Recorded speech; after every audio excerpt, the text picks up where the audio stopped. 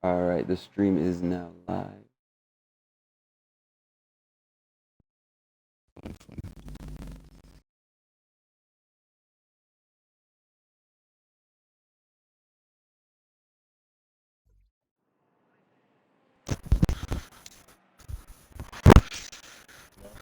All right, and we are now live here at the beginning of the 10 p.m. stint for the 24 Hours of Le Mans.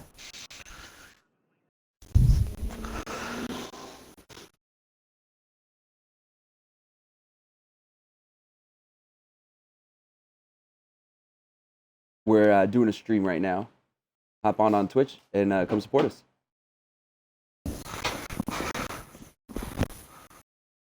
Yep.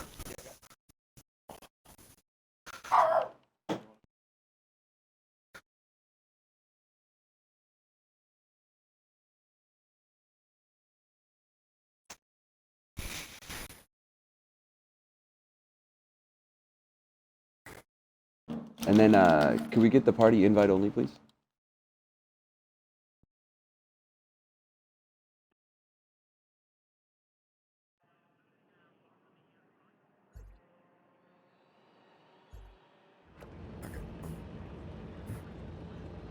Perfect. And then, Larry, please do not include your audio. We're technically in the booth right now. So if you could hop out of the party, I'd appreciate it.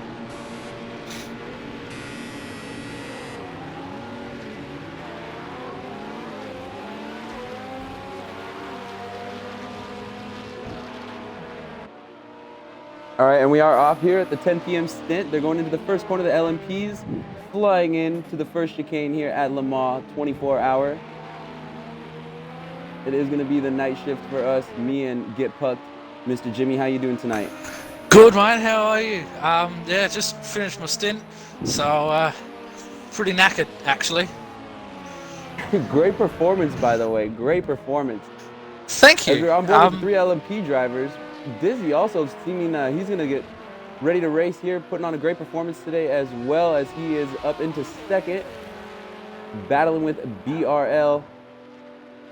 You had a great stint today too as well, man. Sorry to cut you off there. The start of the race is a little hectic, but just can you fill me in on how you're feeling with your stint and everything? I mean, I was watching it. You were putting on a great show. Thank you. Yeah, I wasn't actually supposed to be in this race at all. I got the call this morning to say one of our drivers has pulled out. Can you come race for us? So I actually had to buy the DLC before I could compete. So before now that is dedication. That is true dedication. Before the race started, I had done three laps in the car on a standard setup and 2 laps with the tune that the team gave me. That's all the practice I'd done for this race. That's not a lot of preparation. Wow. If you ask anyone. Considering the amount of preparation that you had, you absolutely killed it tonight with your stint. Absolutely amazing performance. Yeah. But I got through the first part and sort of got left behind. They ended up 20 seconds back within the first half hour. Ooh, Dizzy got a bit sideways there. Yeah, did get a little bit sideways, lost of traction through that bit. And that's very easy to do in that car. I did it a couple of times, for sure.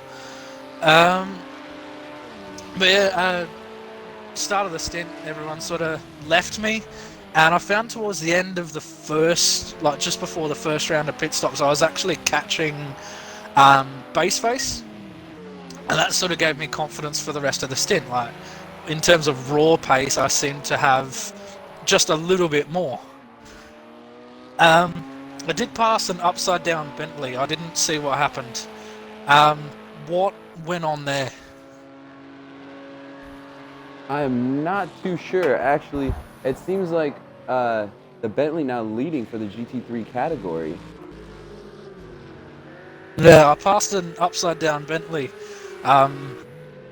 thinking that's not gone that well. Sorry, I misheard you there. Yeah, I misheard you there, what you were saying.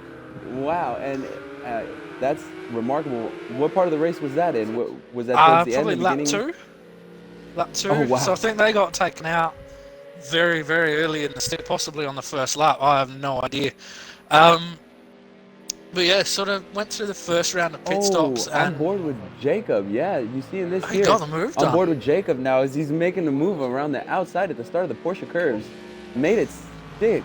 It's crazy how these GRG team have dialed this car in with no matter the track temperature, day or night, these guys seem to have that Mercedes absolutely dialed in.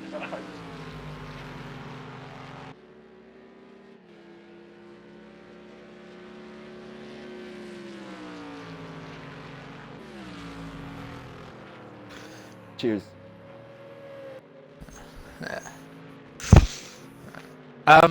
But yeah, no, as the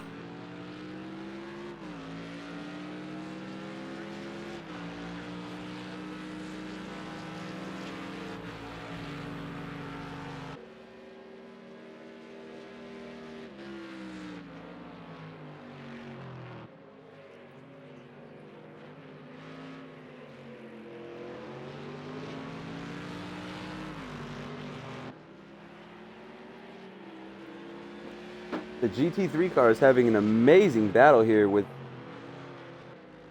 the GRG Mercedes leading against the Bentley, the GT3 team. A great battle as well between the LMPs as they enter the second chicane.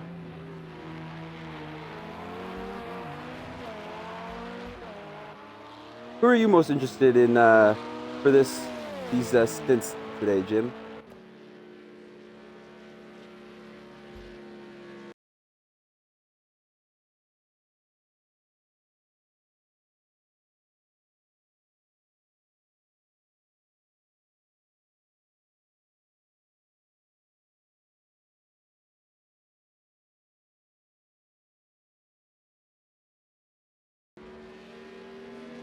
Sorry about that. A little bit of audio problems here in the booth.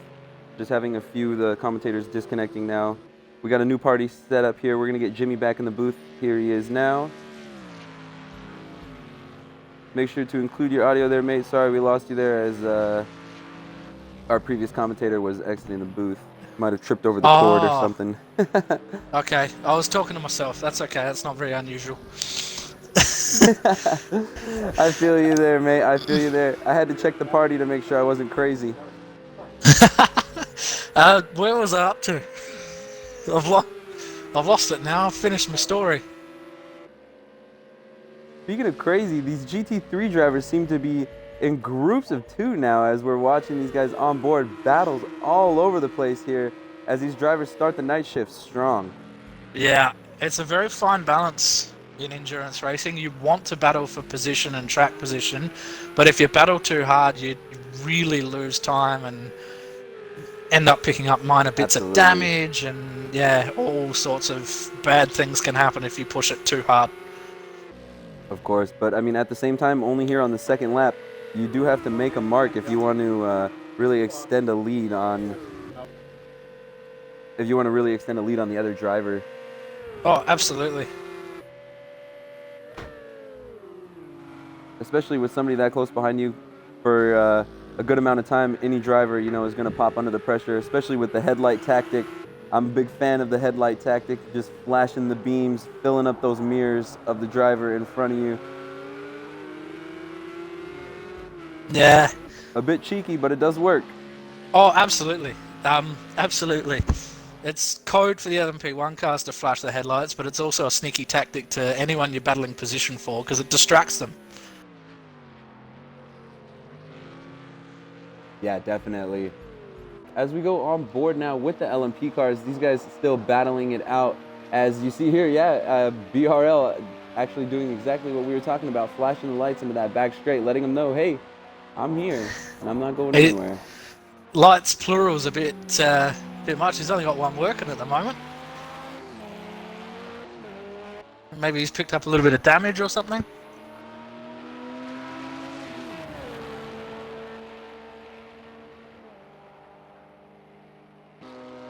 Yeah, not too sure. We're going to actually go on board with him.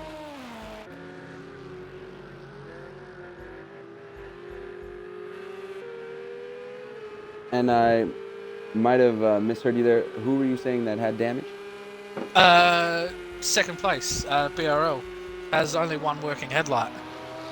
Oh, that could be a. Oh, Oh! wow. As he goes for the move here into the back straight, we're going to stay on board with these guys as BRL on the back of Funeral Wings. Hopefully these two drivers don't end in a funeral here. Oh, as Funeral Wings goes a little wide, but as BRL gets the power down a little bit better, they're going to be wheel to wheel coming into this next section. Whoa! BRL just backing off a bit there, knowing that he doesn't have the right line. It is really hard to take these LMP cars too wide. As we look at the speedo, these guys are flying almost 200 miles an hour through this section as they reach the braking zone, going all the way down to 70 miles an hour in a matter of 50 to 100 meters. It's absolutely incredible, the performance that these LMP cars are capable of. BRL losing a bit of traction there, but still knocking on the back door of Funeral. As Jacob is still leading the field as well for the GT3 category. I feel like we should stay on board with these LMP cars because BRL is probably looking to make a move. He smells blood. So.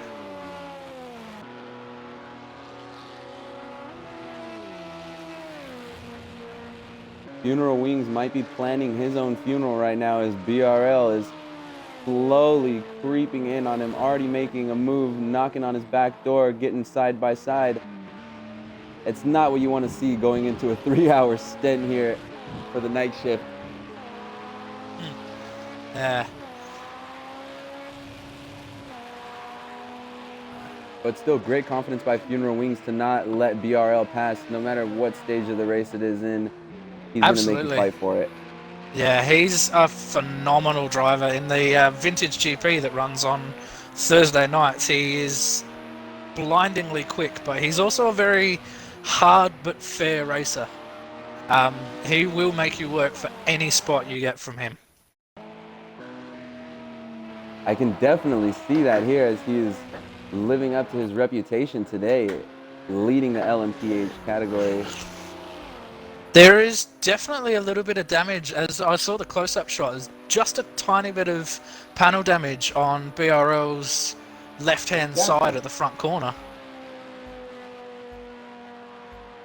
Let's go on board here, see if we can't find out what's going on with the BRL car.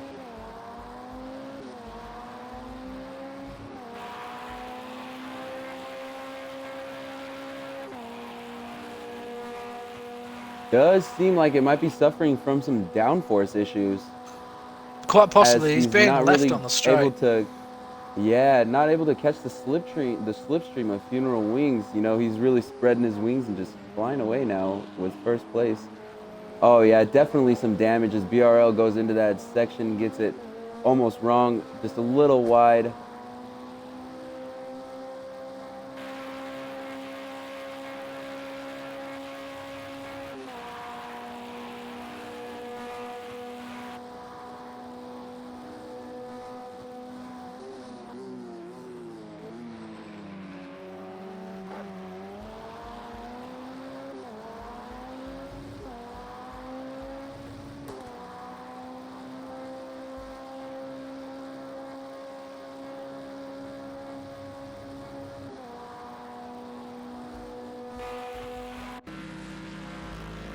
Our GT3 battle is looking pretty close.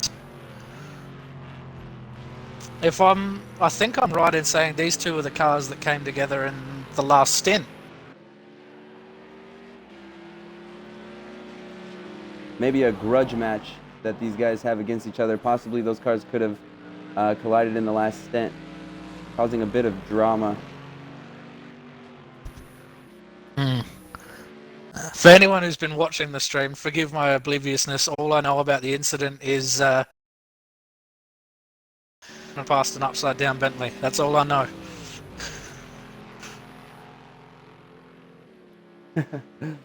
Sometimes that's all you do know as a driver. Not really much to focus on besides the road in front of you. And we don't have inter-race radio for this event either, so the drivers aren't in contact with each other. All you really have is a spotter, which I didn't even have because Dizzy was doing commentary. He was supposed to be my spotter. Dizzy really is a man of mystery and a jack of all trades. He is. He's actually going to be taking my second commentary stint because I'm needed back in the car. So unfortunately, you're only going to have me for half the time. I say unfortunately. It sounds like really I'm sad about that.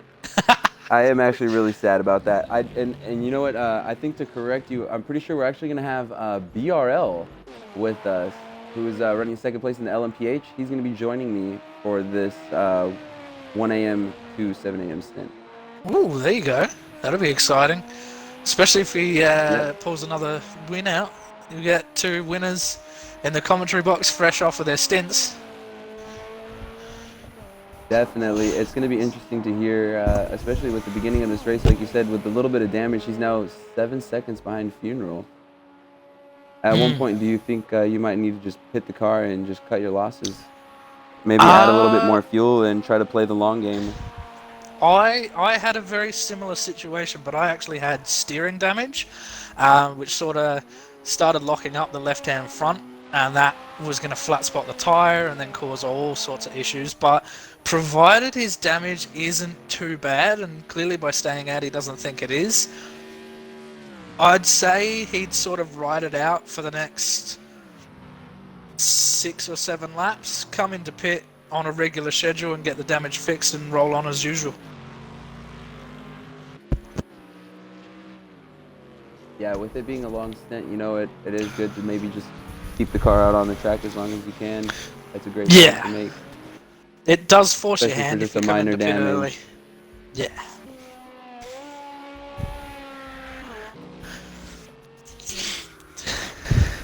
Dizzy in a little bit of a distant third place. Sorry, Dizzy's in a little bit of a distant third place. I'll have to give him a bit of a ribbon about that. Move here. I know, you know, in the 8-hour race as well, he kind of held back for a little bit and just kept his consistency up and really showed his true colors, you know, and he tried his hardest. But he was really, I believe in the 8 hours of Spa, he had an incident, especially going into pit lane twice, you know. Or no, that was the other LMPH of, I cannot remember, but for the Team Audi, their driver having massive issues, and Dizzy thought he had the time to make an extra pit stop, and it cost him the stint and almost the race. Yeah, so he's definitely not going to be making that same mistake tonight. I wouldn't think so. I didn't end up seeing that. I think I was asleep. Sorry. Yeah, no worries. I mean, an 8-hour event, it's very, very long. I don't blame you if you don't watch every minute of it. But we do appreciate everybody here that's watching this 24 Hours of Le Mans for charity. We're hosting it for St. John's Ambulance. We are, last time I checked, about 60% of our goal, a little over halfway through this race now. That's amazing. Thanks to everyone who's donated. I've actually done first aid courses under St. John's. We have them here in Australia. They mostly look after events, but they also do some first aid course teachings. So I've got my first aid certificate from St. John's. Amazing. Yeah, that's really cool how much of a reach they really have on this planet. And the impact that they make in such a positive way as well. Absolutely. Definitely someone worth getting behind, because they're usually, in Australia at least, they're usually the guys at sporting events, you know, saving people's idols, looking after spectators, and yeah, they're out there just protecting people, really, keeping people safe. Yeah, definitely. I'm actually on the donation page now as we speak. We're actually at 66% of our goal. We just had a donation an hour ago from our buddy Paul Horban. He says, "Good luck, foot to the metal, number 5. Team Boxyard LMPH Racing. So definitely a fan of that Oh, Team I like Boxyard. him. I like him. Thank you so much, Paul, for your donation and for your support. We really appreciate all of you guys out here today supporting us. Everyone in the chat, I am reading all your guys' comments as well. Thank you guys for joining us tonight on this beautiful Saturday evening, Sunday morning for some of you guys, depending on what part of the world you're in.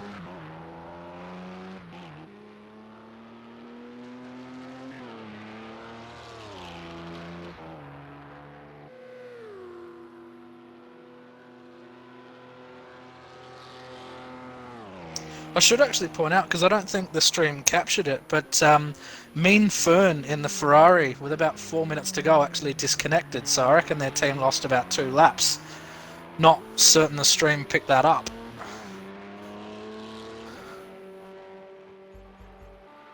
So yeah, that Ferrari team probably lost 2 or 3 laps due to that disconnection. Oh, no. Yeah. Not good there. 2 or 3 laps could cost you the race in this 24-hour event. Last time the 8 hours of Spa, our qualifying event we had last Saturday, it was a very close race between the GT3 and the LMPH team, with there being their fair share of disconnects between all of the teammates. Yeah, it is an issue with this game, but yeah, it's one of those issues that isn't fair across the playing field either, so you can't, it's not the same for everyone. So you just got to deal with it, unfortunately. No other way you can fix it. Yeah, unfortunately, you're absolutely right. Hopefully with Project Cars 3, they switch away from a peer-to-peer connection system with all these people around the world. It is kind of hard to host a peer-to-peer event when you have somebody, I know you're all the way in Adelaide and I'm all the way over here on the West Coast, you know, so if we had a Project Cars dedicated servers, it'd be a lot easier for us to connect and race a lot easier without disconnects. Yeah, I'd have to agree, purely because you might as well be speaking a different language. Yeah.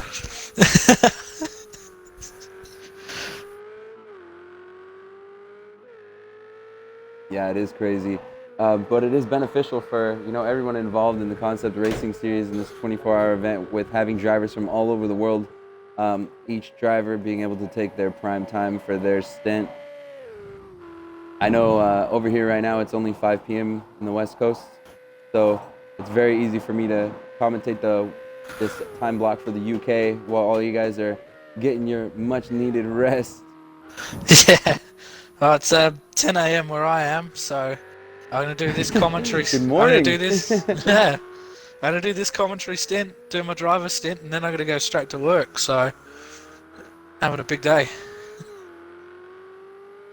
Awesome, yeah, and we hear now actually that we got Baseface in the chat with you guys. He's gonna be even more up to the date than me. I do appreciate that. I got a lot of information my way, so it is nice to have Baseface managing the chat. Thank you guys so much, everybody that's joining us tonight. Get cozy, get a cup of tea. It's gonna be a long one.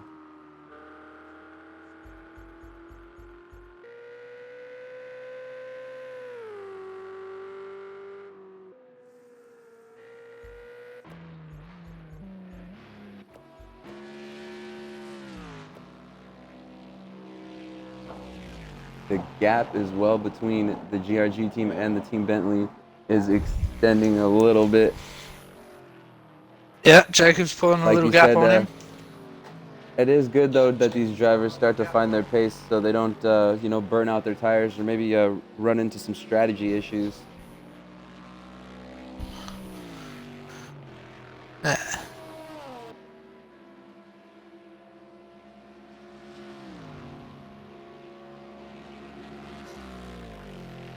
LMP's coming up on traffic there, and I have to say from my stint, all the GT3 drivers have been really, really courteous, and I say well behaved, but well behaved sounds a bit pompous, but they've been really good in terms of sort of holding their line. It was possibly an issue in the 8 hours of Spa, but they've actually done a really, really good job. The only issue I had was because I was stupid, so Yeah, in case you didn't hear it the first time, Danny Roger, call Danny Roger.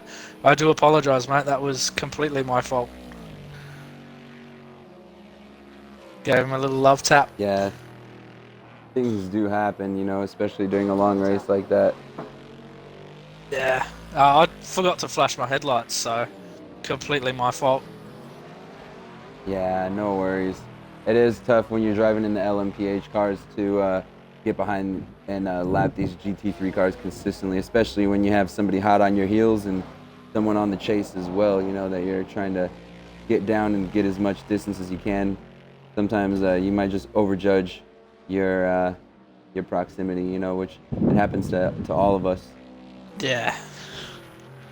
But that actually ended up working out because it forced my hand in the strategy, gave me less fuel, and I think possibly helped me win that stint.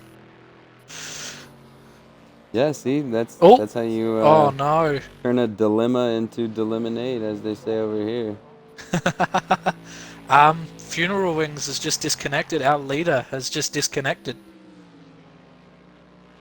That's Oh terrible. no. Not good. Yeah, as now BRL on the back foot of Dizzy. Not too sure how that happened. Oh, that's tragic because these guys were leading. Yeah. They were leading the whole thing. They're gonna lose almost 40 laps. That's a big blow.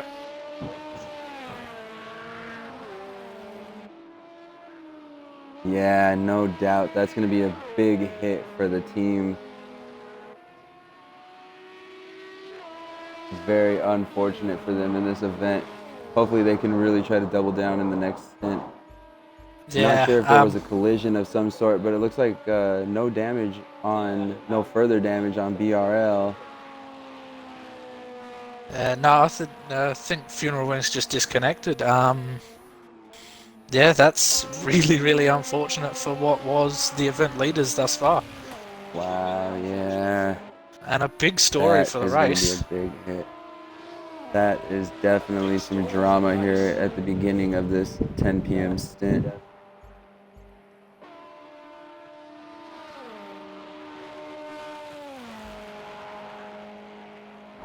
And, you know, he's definitely going to be kicking himself right now in the butt. Unfortunately, can't do much about it. No, it's one of those things that, you know, you can consider an act of God, if you will. It's just unpreventable. I know. Act of the Project Cars gods. Streaming, yeah, since I was having such bad connection issues in the touring car series, I actually had to drop out. And since then, got into this commentating, and now I've got a hard wire. So you guys might notice a little bit of the quality boost here. Got the full 1080p max bit rate for you guys, so you guys can enjoy every pixel as these guys scream down into the second to third, or third to last sector.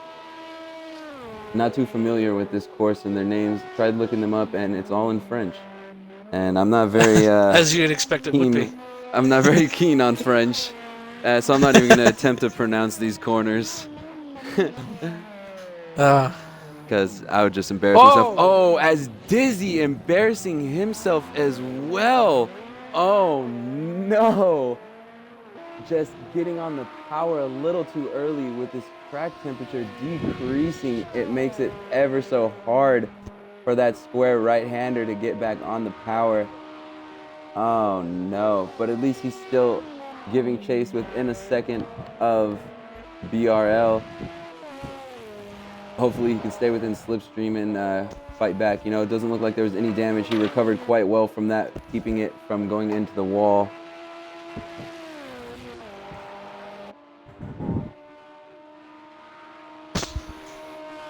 And you know Dizzy's not going to be too happy with that.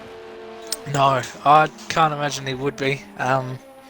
Probably won't rib him about that. I kind of want to keep my place in the league. Yeah. Yeah, I might just want to go on board with somebody else, as we are on board with the GT3 leader now. GRG Jacob. No, I'm just kidding, because Dizzy is knocking on the back door of BRL as they go into the first chicane. Going deep. He is not going to let BRL get away with this. He wants this stint for his team as he goes around the outside, which turns into the inside into this next sector. If he can hold it and make it stick. Back around the outside is Dizzy, though. Too wide as we start the Mulsanne straight. Around the outside, can Dizzy make it stick? Oh, the flashing of the lights by BRL letting him know, hey, I'm going to concede on this one and live to fight another day. That was some ridiculously good driving. Absolutely powerful move by Dizzy there as he recovers so great from the spin and really just puts his visor down and puts the pedal to the metal. Way to go, Dizzy, as he is now your current leader for LMPH. But JR is going to be striking back here. BRL as he goes into the second part of the Mulsanne straight here. Definitely in the draft. Going to have to adjust his braking zone accordingly. We're actually going to go on board with this car as this battle continues. I should point out that with Funeral Wing's disconnection, this is actually a battle for the lead of the whole event. Wow. So this matters. These guys really, all of it is on the line here, as even after the first 6 or 12 hours of this event, or 8 hours, excuse me, these drivers are still neck and neck, and less than a second separates them from the lead. Not only in this stint, but overall. Yeah, I know. That's it's going to come down to it at the end of the day. It's one of those battles that could well decide the result.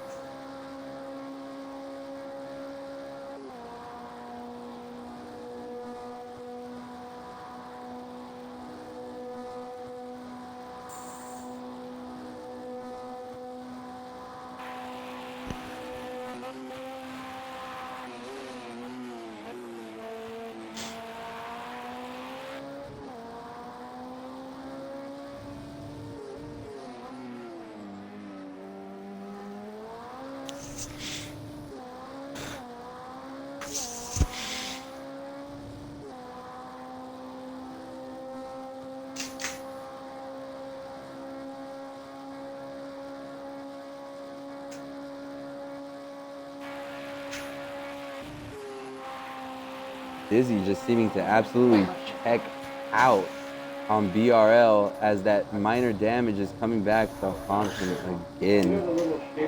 Yeah, he possibly want to look at pitting now. If it's dropping that much pace, he'd possibly want to look at getting that fixed.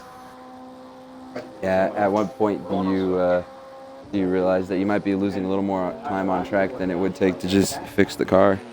Now I would think it's at a point, lap 9, 12 lap stints. It's at a point that you're sort of not losing too much strategy-wise. Yeah, it I'd looks possibly like call he's it actually now. going to be 4 seconds. Yeah, on that last lap, 4 seconds down on his last lap. And 10 seconds overall from his best lap at the beginning of this race, which was only 9 laps ago. I will say that as it gets colder, the track was dying out in my stint. I did laps in the first round before the first pit stop that I just couldn't match for the rest of the night. So as it's getting colder, tires aren't getting temperature, and yeah, the times will slow down as the night progresses, I would imagine.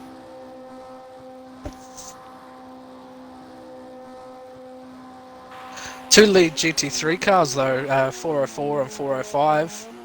404 for 5th place as well. They're actually reasonably solid times for GT3 cars around here. Contrary to my entire point.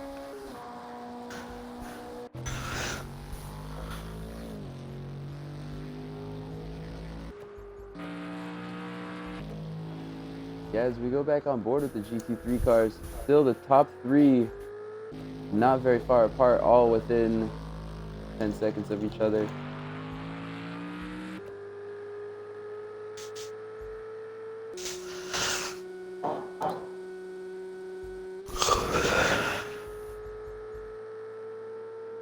GK Phantom actually did really great in the 8 hours of Spa. It looks like he's got a little bit of damage as we look at the trackside camera here. Yeah. Some front end damage on the Ferrari, definitely causing some performance issues. Yeah, a couple of those GT3 cars are pretty beaten up.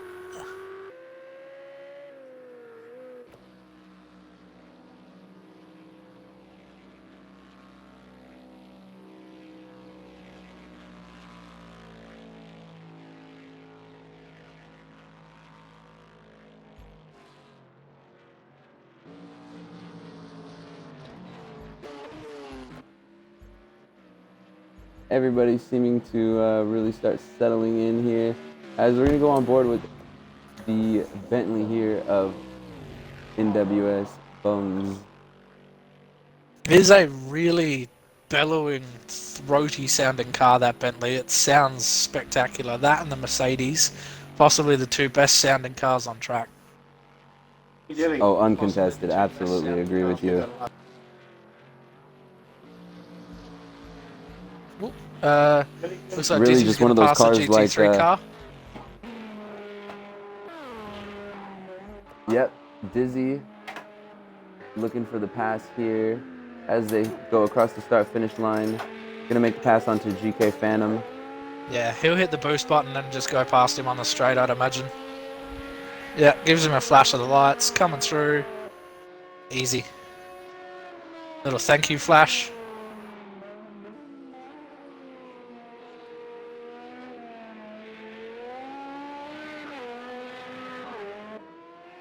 Hopefully BRL can do the same. Oh no, he's in the pits. Sorry. He has called it. Probably a good move by BRL as we go back. I mean, with the times, it's about time to pit, you know.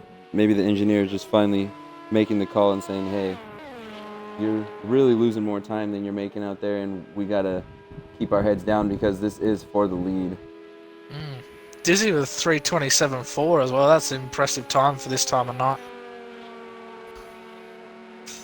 Dizzy really putting some good pace together after that minor spin that he had. He's driving rather frustrated, and you can tell with his pace. He'd be very disappointed in himself, and I'm sure he'd want to pull out a gap to show what he's really made of. Now is definitely the time to shine.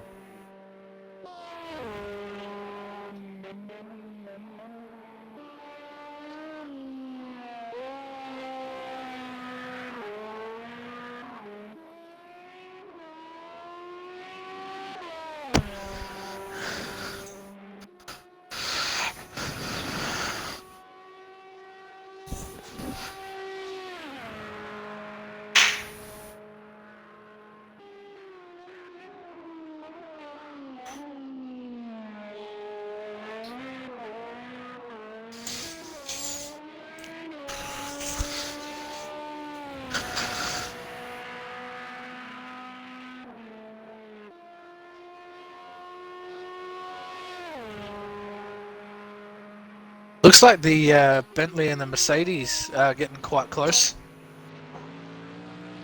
Yes, they are, as the gap is decreasing down to less than 2 seconds. Jacob might be just conserving his tires. As Bentley, we look at it as well, has a lot more fuel. Is that what you were going to say? No, I was going to say looking at he's here. 3 seconds faster on that last lap.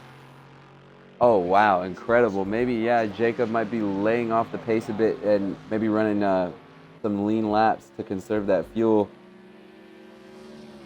Quite possibly. Or maybe the Bentley's just found a little bit of extra pace. Could be either. I'm not actually sure. Not actually sure how many laps you get out of these GT3s. In terms of fuel load. Not load. a clue, mate. Both equally as clueless. But we're going to see. we're gonna see tonight, especially me. I will definitely be keeping track of that tonight. Ideally, out of our Toyota, we got 12 to 13 laps, so it'll be interesting to compare. It'd be interesting to compare the GT3s. Yeah, it is gonna be interesting here.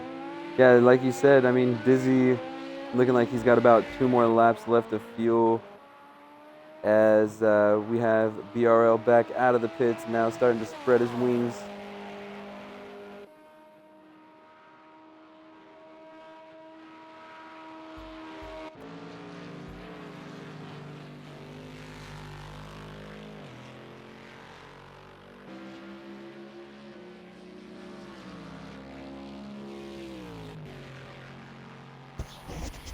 This could well turn into quite the battle later on.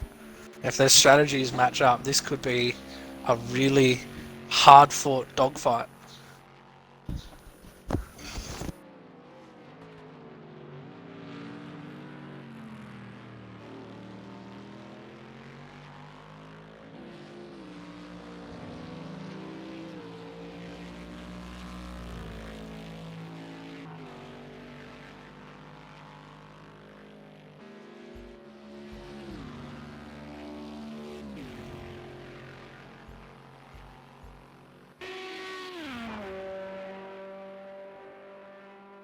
We have team that is of the Boxyard team was disconnected. Let me go ahead and check my notes here.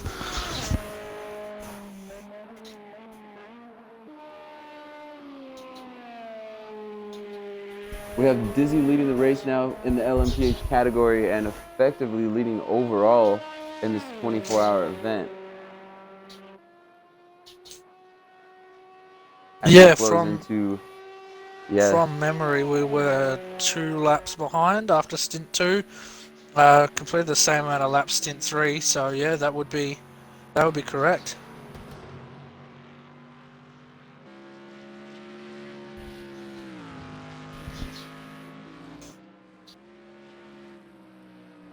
Just wait and see the results from stint 3 when they come out. Yes, I do have the results right here from stint 2.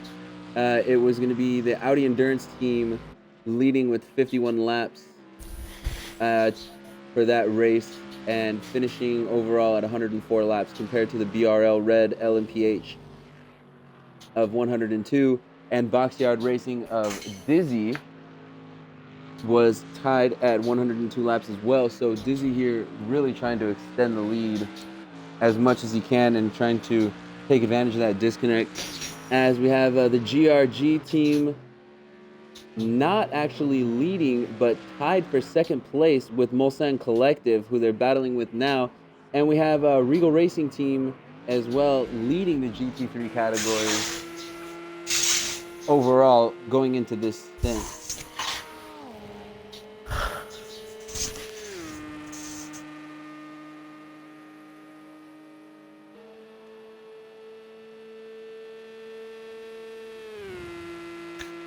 I think Dizzy would be coming into the pits this lap, quite possibly.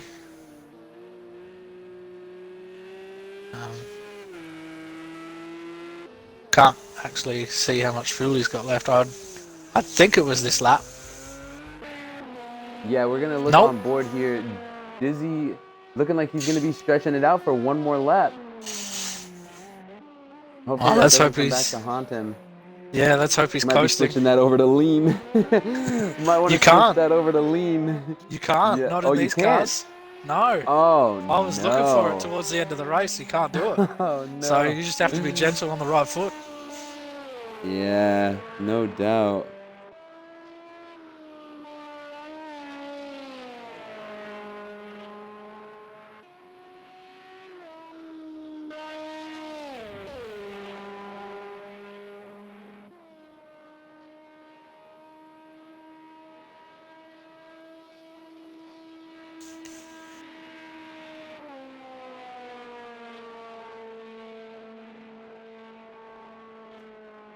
I just want to give a shout out to everybody a part of the Concept Racing series, whether you're a new member or a veteran or an admin. Thank you guys all so much for proving the power of community here on Project Cars 2 and providing everybody with some great clean racing and some great entertainment, and not only some great camaraderie and teamwork as well. As I mean, I know as soon as I joined, I was taken under the wing of all the Logitech drivers and really getting some wheel settings and tunes, and it makes it so much easier to. Oh no! Oh, Dizzy suffering terribly. Oh, that has gone why is it as spectacularly soon as we wrong. get off topic, every time we get off topic, it seems like Dizzy loses his concentration and just now going into the night as I mean, he has a 30-second lead on He's got no headlights. That's going to BRL. be... Yeah, we're going to go on board with Dizzy as I don't know if you can see him, but it's very dark here on the Mulsanne straight as he goes into the second braking zone, or coming out of the Mulsanne straight. Sorry about that. Going into the tight right-hander. If he Definitely wasn't some frustrated with performance himself issues. after that last mistake, he will be more than frustrated now. Bordering on a word I would probably shouldn't say. Yeah, his BRL. Oh, BRL seems to has no have headlights. maybe had. Oh, okay. There they are, back on. There we go. Turn them off. A Made little me bit of nervous night there sneaking. as well.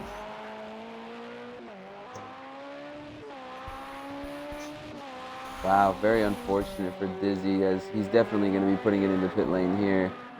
But like I was saying, I do want to thank everybody here, a part of the Constant Racing Series. Sorry to cut you off, Jimmy. I just really want to shout out this great community and this great cause for everyone that's here today. Everyone that's part of the community, thank you guys so much for making this community strive and showing us the real talent that Project Cars has to offer, as well as Dizzy for hosting this series, and all the admins that help make it possible, as well as Redshift, who's coming in with all of the great stint data. Thank you so much. And Baseface, who's posting the comment section as well in the Concept Racing chat. Thank you guys all so much. Jimmy as well for joining me, all of the racers. And this is all for a great cause, for St. John's Ambulance. We're trying to raise 500 pounds. We're a little over 60% of our goal. And we appreciate all the donors that have been helping us, and everybody that's a part of this. Thank you guys all so much. What were you saying, Jimmy? Sorry about that. No, that's okay.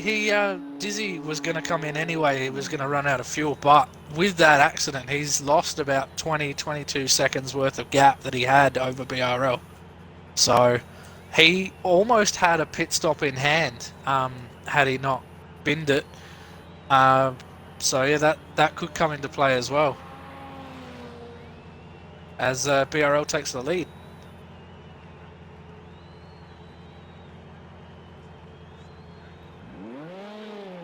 BRL now effectively leading the stint and leading this race overall as we close in on the 7th hour.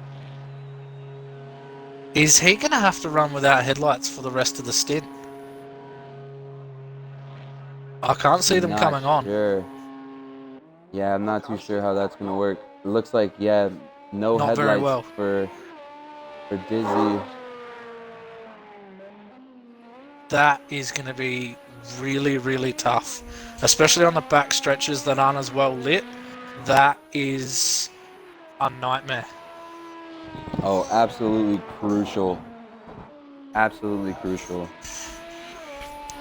Run into Indy is going to be really, really difficult, because you can actually take the first part of that flat, but that's not a very well lit part of the circuit. So if you miss your turn-in marker, that we could see another big accident. Yeah, definitely.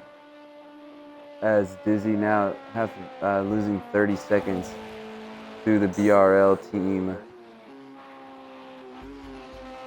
As we actually are going to go back on board to this grudge match, this battle of endurance between these GT3 cars, as Bungs is just keeping his headlights filled in the mirrors of that Mercedes, and just letting Jacob know that one mistake is going to cost him this stint.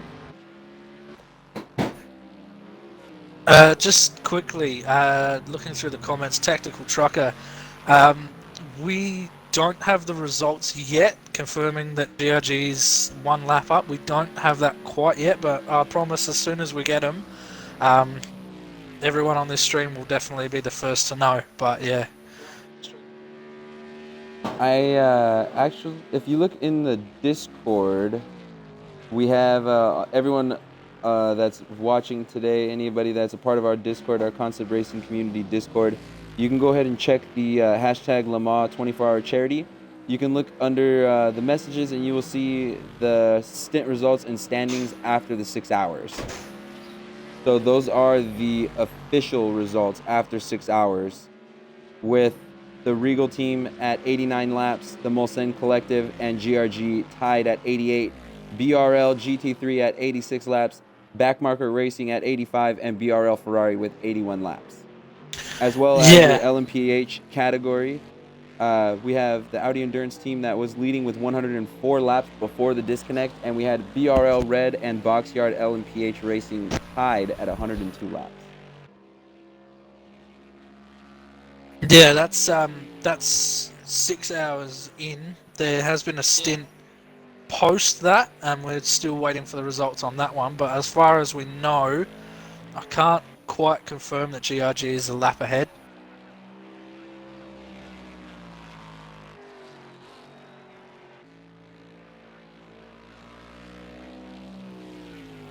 Yeah, sorry about that. Being from this part of the world, 4 p.m. UK seems like it wasn't that long ago. But, that's okay. You're absolutely right. Thank you for correcting me. Sorry about that. That was the stint after the 6 hours, and we are actually past that. You're absolutely right.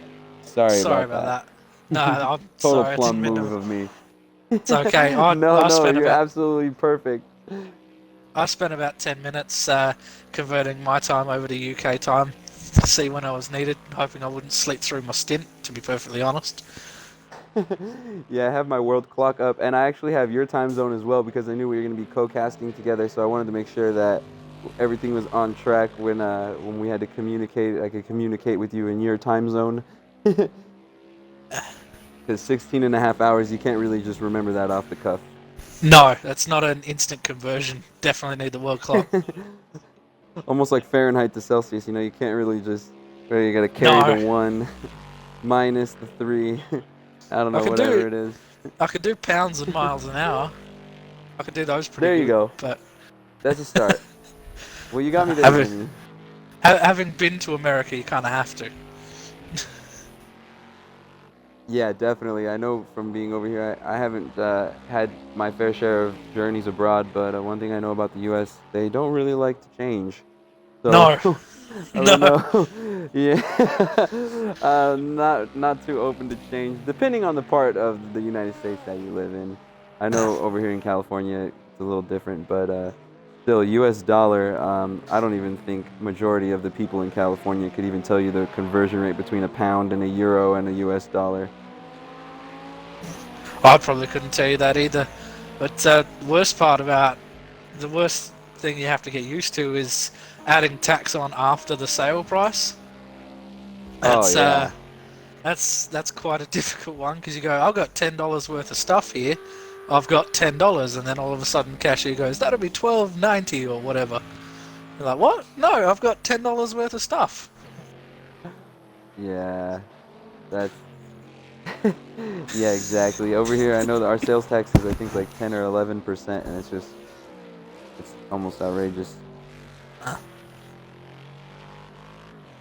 But another thing that is borderline outrageous is that Bungs is now getting to extend his lead as Jacob going into the pits and topping in on some fuel. He's now 3rd overall, and I believe the first to pit for the GT3 category. Yeah. So effectively, your race leader, not too sure how much time the GT3 cars lose in the pits, but it looked like the LMPH cars with that damage Dizzy had, he lost almost a minute in the pits. Yeah. But obviously that due to a lot of repairs. He will struggle to make that back up, I would imagine, being, 40 seconds behind now. As opposed to 40 seconds in front before that accident, so... Definitely. Minute 20 difference. Yeah, Jacob is well about a minute behind Oh! now. Oh! Oh no! Oh no, Is he's it the just come out of the commentator's pits too. curse, Jimmy? What is I this? quite Is this the possibly. commentator's curse? I'm Oh, probably going to avoid oh saying my anyone's doing well from gosh. now on. Yeah. Oh man, I do apologize if I might have thrown some hex or some voodoo towards the GRG team. Is Jacob coming out of the pits? Maybe the cold tires on his outlap or something, just catching him and some major understeer. Yeah, he's going to have to run without headlights too. That's... Ooh. I'd almost say that's harder in a GT3 car than an LMPH car, because an LMPH car, it brakes and turns so quickly that if you sort of catch a mistake at the right time, you can sort of you can fix it without it being too damaging. In a GT3 car, you need to be precise or you're going off again. So without headlights, Jacob's going to have a very bad time. And he's going to Yeah, have to come very back into the unfortunate. pits to fix that damage. Oh, as it looks like a battle's going to be converging here now between, what is this? Effectively 5th place for this stint between the two Porsche teams, as Taylor Clan starting to fill up the back headlights. And we have Jacob going into the pits. Just catch that real quick there. And we have Taylor Clan filling up the back headlights of Flash Gaming as he's trying to close on in. Only a second separates these two drivers as they're in the Porsche curves. Two very different amounts of damage on those Porsches. I certainly know which one I'd be welcoming back to the factory. Definitely. You might be wondering if the Porsche Taylor Clan, you might just want to get a new one at that point. I think that's why they're postponing his pit. I think that Porsche is still on its way to the track. Yeah, don't put that one in the showroom. Lightly used. Only in a racer's head. Only in a racer's head. Yeah, lightly used. Lightly used or not, he is closing in the straights though, going around the outside. Oh, there you go. And Flash Gaming running wide. Oh no, some connection there. Not the love connection, but the battle and the elbows right to the face of Flash Gaming as he goes wide and off the track. Taylor Clan able to make it stick. Oh no, the damage on these Porsches. It's like watching two drunk Karens in a grudge match over a parking space at Starbucks. I'm sorry, I laughed way harder at that than I should have. Unruly. These Porsches are leaving it all on the line. Oh my goodness, that was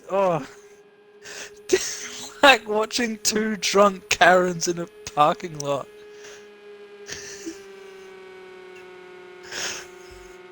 Oh, definitely fighting for position there. That was absolutely elbows out. A shot to the chin of Flash Gaming. Both of those Porsches are definitely in need of a pit stop, though. Yeah, I do apologize for losing it there. That was that hit me by surprise. I'm sorry. That maneuver hit me by surprise. I mean, I don't know. That was the only way that I could analyze that situation. I don't know. That was absolutely mind-boggling as those two Porsches just all over the track and bollards flying everywhere and just... I'm going to give up commentary. I'm never going to do a piece of commentary as funny as that. But it looks like GRG Jacob has his headlights back on, getting back on task. They've repaired his headlights, so he's not in the dark like Dizzy is. Yeah, maybe Dizzy's team forgot an extra set of halogens there. Oh, wait, Dizzy, actually, the headlights are back on. There we go. Where did that come from? Maybe just a little bit of a glitch there. Project Cars doesn't bug. What are you talking about? The real racing simulator, guys. That's Gran Turismo, isn't it? It's the slogan for Gran Turismo. G word. We don't say the G word on this channel. You just mentioned their slogan.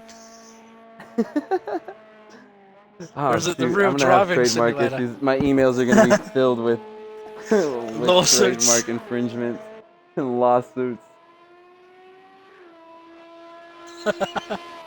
Looking at the comments, 2 drunk Karens in a parking lot. Quite of the race so far. I agree.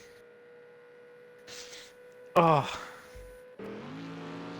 Oh! Oh no, there you go. What has Maybe, happened there? yeah, I think Taylor Clan might be, yeah, might have had another incident there. As, yeah, Taylor Clan and Flash Gaming.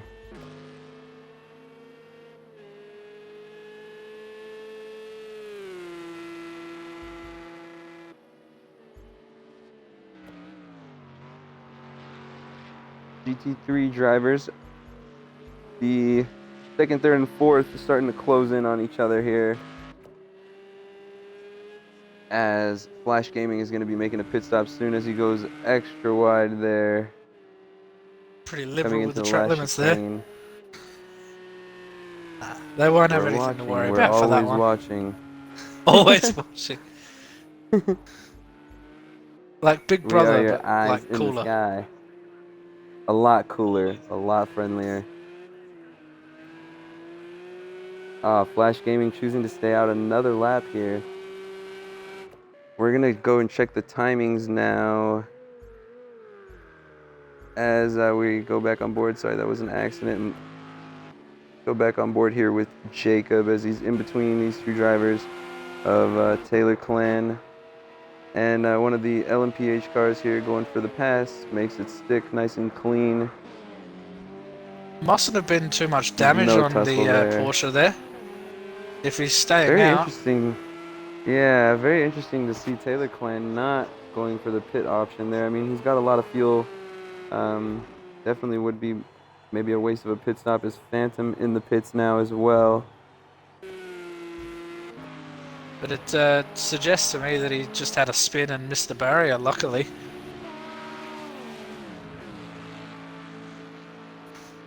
Yeah, definitely. As we're on board here with Jacob, as he's trying to close in on Flash Gaming, only a second between the two. We're going to go on board here with Jacob. As they are starting the Mulsanne straight, approaching the first chicane. Flash Gaming already feeling the pressure as he goes wide into the braking zone. A little late there. Jacob not having to fight too much for this position. It's going to be a drag race here as we go back to the broadcast cam. As they enter the night through the second half of the Mulsanne straight. And the Porsche of Two Flash Gaming just conceding there and picking up the slipstream. Probably a smart move. What would you say about that, Jimmy? Absolutely. It's the only thing you really can. Oh, quite wide there. Oh, and the spin. Oh!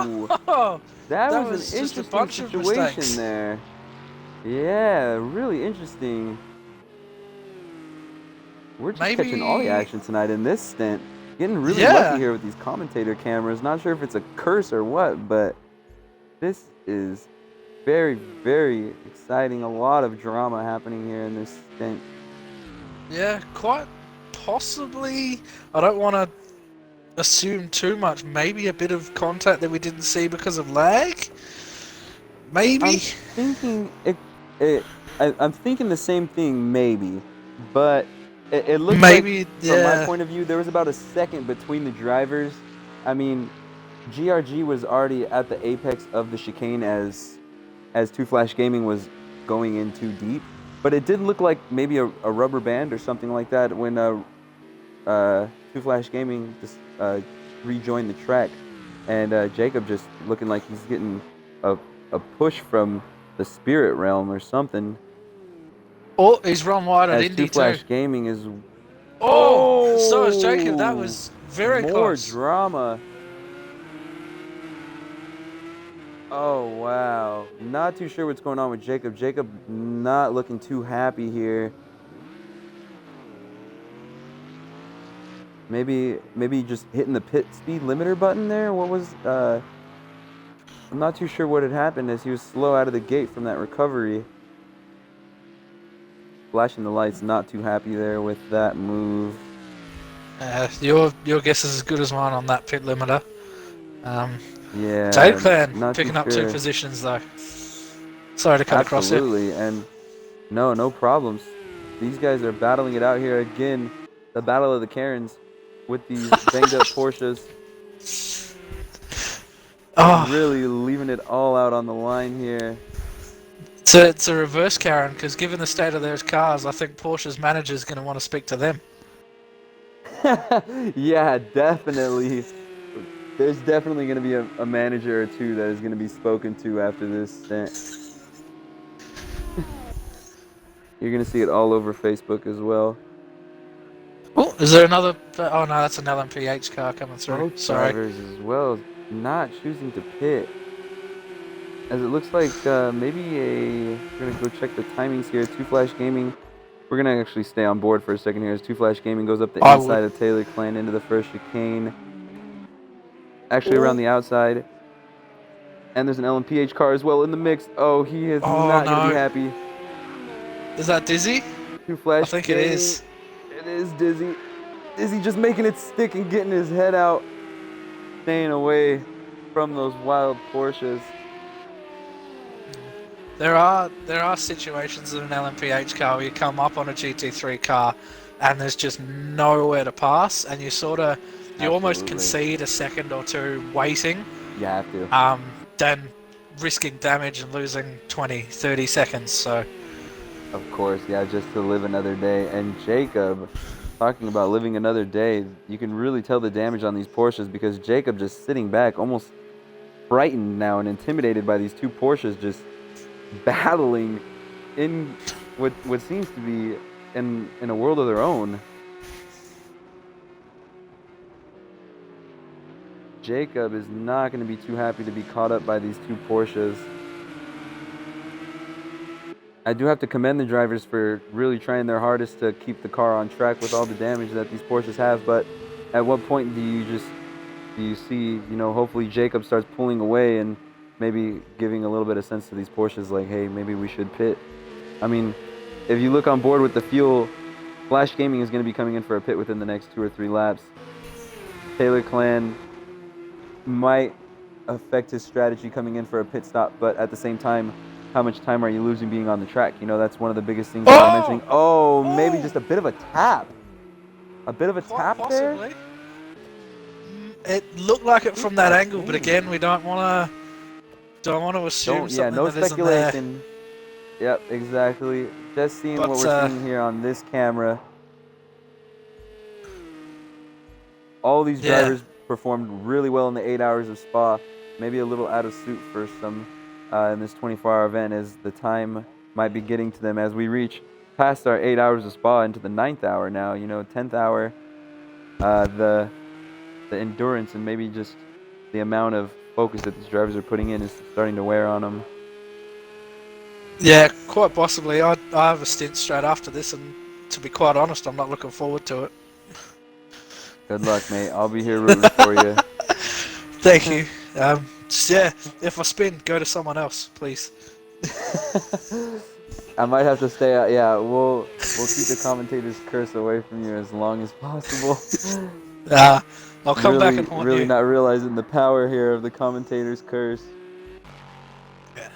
Somebody not affected at all by the commentator's curse is Bungs, who's just absolutely extending his gap now. Going to be coming into the pits on this next lap. And Malone, who as well, closing in. Not a driver we've been talking about too much today in this race is Malone, really showing a great performance for his team here. Doing a great job finding second place in the GT3 category. And with a very decent gap, absolutely on the other side of the track of Jacob and 2Flash and Taylor Clan. So I would assume a free pit stop for Malone when he goes in for his fuel as well as for Bungs.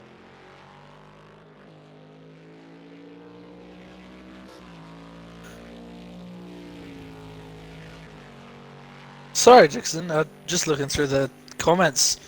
Game over 60. Apparently, Flash is texting us and driving. That's Yeah, some serious that's multitasking. If that is actually him, very interesting. I know those Mulsanne straights are long, but I wouldn't have had enough time to text. If there's any police watching, I don't think Flash would have the time either. He wouldn't do that. very interesting strategy from Flash as he still has time for the fans. That's dedication. Flash Possibly Gaming explain why he's running wide, looking like a bit of a lag, just probably on my end there. Taylor Clan again looking to make another move on 2 Flash Gaming. These guys have really just been battling it out today. 2 Flash Gaming again, a little wide through there, just trying to nurse it to the Mulsanne straight.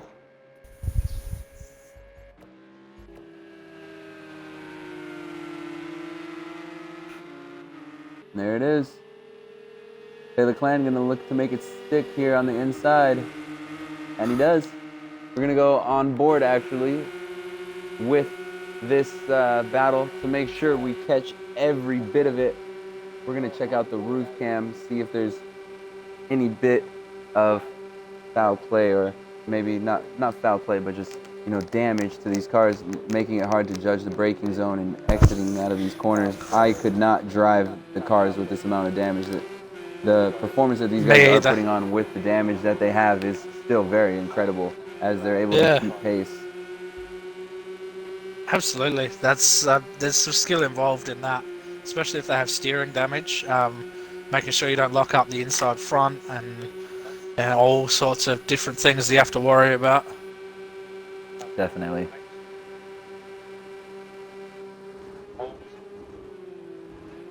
One thing I can't comment on, but I was really interested in how was the tire management, like the tire temperature wise with these Mulsanne straights at night. I mean, do you ever get any heat into the tires besides at the start of the race? Does it just kind of dissipate? Are you able to hold that kind of heat? The rears get cold down the Mulsanne for sure, but as an Australian, that's nothing a boot full of power can't fix.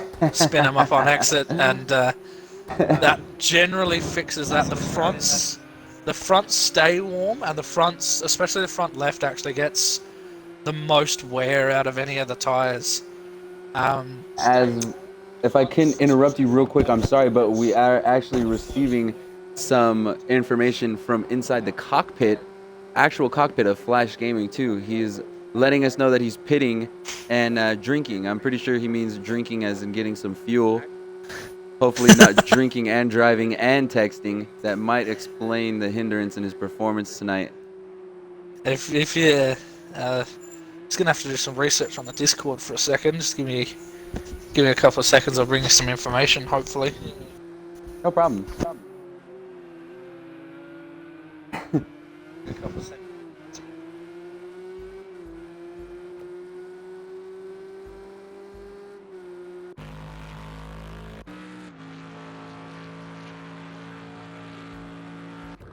All right, so we have Malone now leading for the GT3. After his one pit stop, he is going to have to make another. I believe he pit earlier maybe due to damage. Oh, that was maybe GK Phantom. He did pit earlier due to damage. Malone really sticking his head down. I don't know too much about this driver. Anybody in the chat, if anybody could maybe fill me in on Malone here. He's doing really great, keeping his nose down, staying out of all the drama, and just really trying to put on a good stint for his team today. So great job by Malone. He is effectively your leader. Sorry, just coming back in with some information from the Discord. Taylor Clan and his BRL GT3 team are not happy with the actions of Flash Gaming. Yeah. I believe it. Yeah, they were getting a little aggressive in their battle as Flash Gaming now going into the pits, going for a full repair. Hopefully that pit stop will separate these two drivers a little bit, and they can really focus on their race instead of focusing on each other.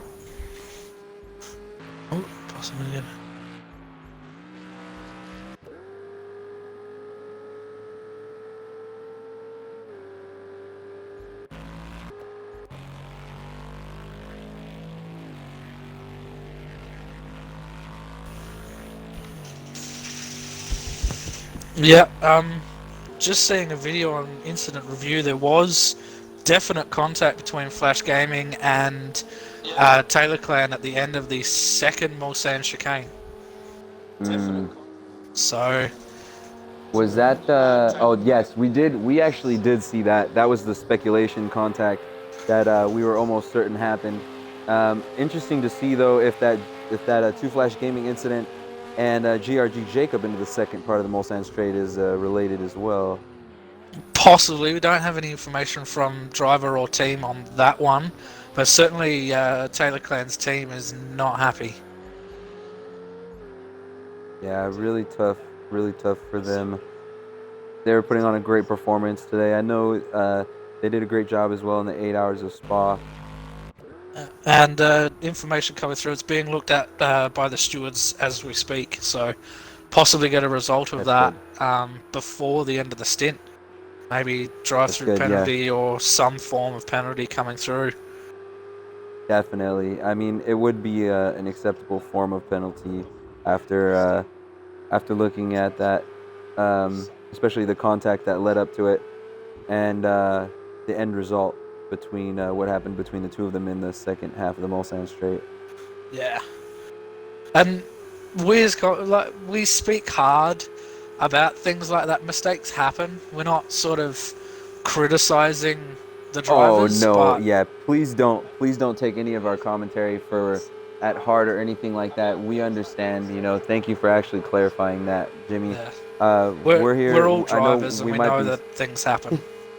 Sorry. Of course, yeah. No one's perfect. No need to apologize. That's perfect to add in for everybody. He's gone again. Oh yeah, Two Flash Gaming gone again. Yeah, not good. Coming just out of the pits there, maybe those cold tires catching him up into that first chicane. Yeah, we don't mean to criticize on any of the drivers. Maybe some of the phrases that we use or the word choice are a little harsh.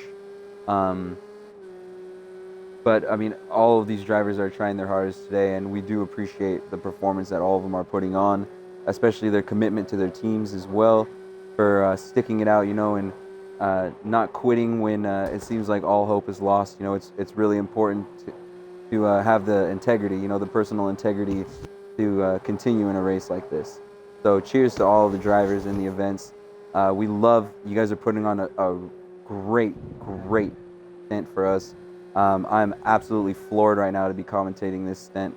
I hope you guys are all enjoying it as well. But yeah, thank you for adding that in, Jimmy, just to clarify for everybody. Yeah, because it does happen, problems. when you lose your rhythm, sometimes it really does take a little bit to get it back, and of course, Two Flash Gaming, in his defense, him and Taylor Clan were trading blows pretty evenly there for a little while, so Taylor Clan definitely maybe ruffling the feathers and making himself known. I mean, the amount of pressure mixed with the damage, anything is possible when these guys are pushing that hard. As you see, Taylor Clan as well, just getting it wrong. It's just maybe the damage on the car. I mean, I don't see any other reason why your car would spin. No, that's sort of very angle. easy to do, even in an undamaged GT3. If Really? you're not in a completely straight line as you're braking for that corner, what can happen is the rears will lock up prematurely and you'll just keep turning right. So I would assume that he was braking as he was still turning and not in a completely straight line, and that is, in a GT3 car especially, very easy to do, especially a rear-engine GT3 car where all the weights are sitting at the back. Yeah, definitely. And just coming back to your point about mistakes and our drivers and all of that, no matter what happens here, it's still cleaner than any public lobby on project cars. No doubt. And with a lot more respect for each one of the drivers as well between them. Definitely, no one's here to ruin anyone's race or especially ruin anyone's stint. This is all good, clean racing. Incidents do happen. We don't mean to embellish any incidents that might be happening or throwing in our subjective opinion or anything like that, or objective Nah, opinion. we're not trying to throw But anyone under the bus. no, definitely not. Because I mean, I know definitely, and you know as well. I mean, you just came out of a stint. It's a lot of pressure to be racing for your team and racing for yourself. You know. Absolutely. It isn't. It's not a race for yourself. It's a race for your team, and that extra pressure forces you to Right. think about risk and reward. But you also really want Right. to do well. You don't want to be the person who cost your team a lap. So. Yeah, of course. Dizzy now seeming to close the gap down to 28 seconds onto BRL. Both drivers about the same rate of fuel here, maybe half a lap extra between BRL and Dizzy. But Dizzy really trying to keep his head down and, keep his eyes on the prize. So Absolutely. Really good performance by him. Yeah, 30 seconds down. He's not out of this. I was 40, 50 seconds down at the end of my stint, and anything can happen. So, with 30 seconds Absolutely. down, he's definitely not out of this. As both drivers now going for the pass on some GT3 cars. So both of them are dealing with their fair share of wrenches or spanners in the works, if you will.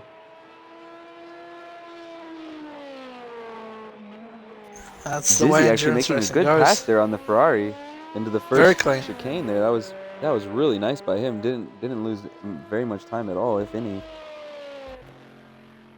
Man, endurance racing, especially Le Mans, is all about overcoming mistakes and technical issues and all sorts of, both in real life and the game. The real Le Mans is very, very tough.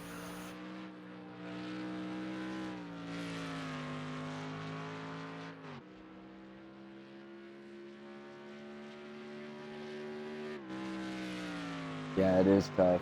It is. It's definitely not a race that you win within the first 3 stints. That's for sure. Correct. It's definitely a race you can lose in the first 3 stints, though. Definitely.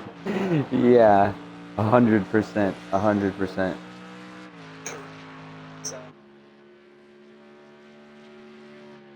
Everyone. Jacob now, if you see here. Oh no! As soon as I say his name, he goes for a Formula Drift style initiation into the first chicane. You gotta stop doing that, man. You're killing these poor guys. Goes again. See, look at now you're doing it. What are you doing, mate?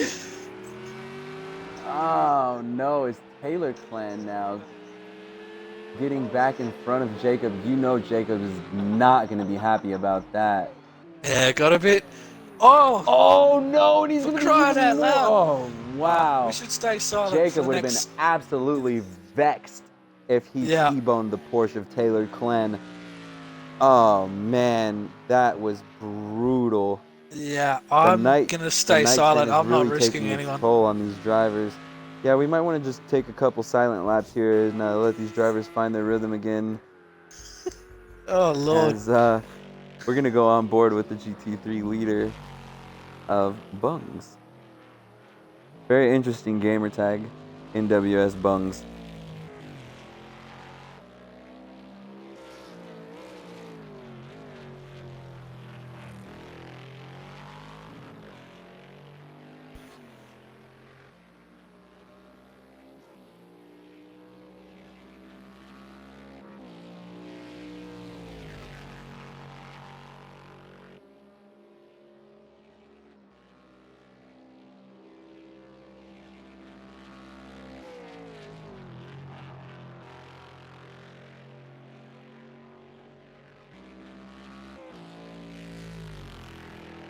And we're actually receiving word now. You can see in the chat there, we do have a drive-through penalty for Flash Gaming for causing an avoidable accident with Taylor Clan. So, Flash Gaming will be forced to serve that penalty. That's quite big. It's a long transit in the pit lane, and it's an extra trip that you don't really need.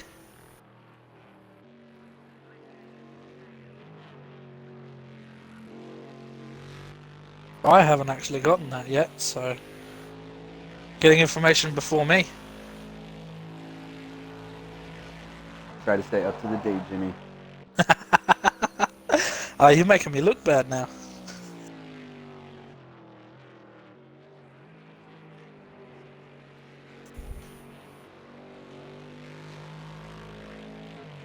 Think we'll be getting confirmation very soon.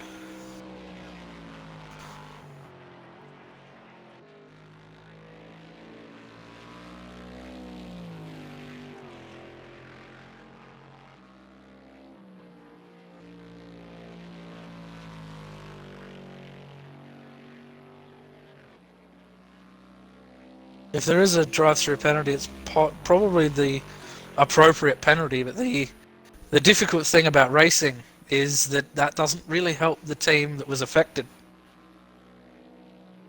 Definitely. That's one of the bad things about racing. Yep, there we go. Drive-through penalty, Flash Gaming.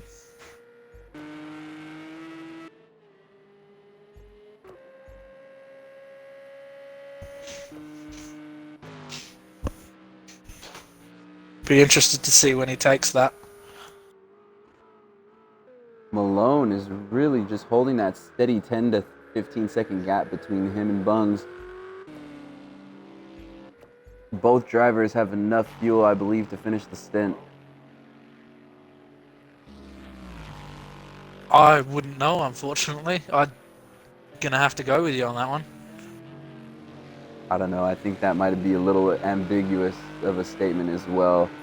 They might need to make one more pit stop. Is Flash Gaming missing his rear wing? Did that happen while we were watching? Have I missed that? Looking trackside. Can't see here at the night. Yeah, it looks like that wing on that Porsche is somewhere on the track. Suggests possibly another accident. Very unfortunate as you see him nursing it into the corner here. No rear downforce either. Might not be.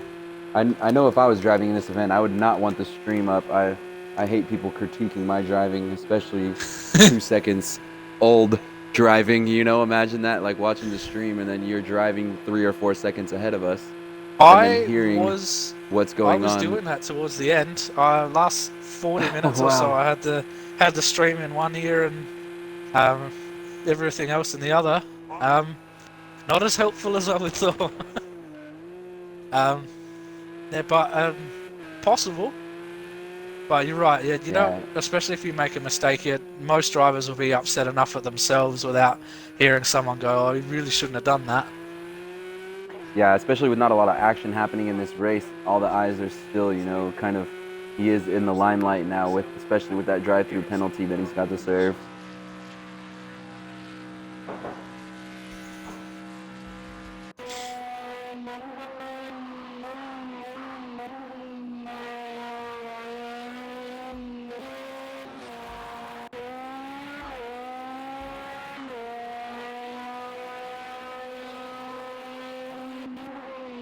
I really do want to go on board with Dizzy, but at the same time, you know, it's commentator's curse. I've been cursing this poor young lad all night while he's just trying to have his stint.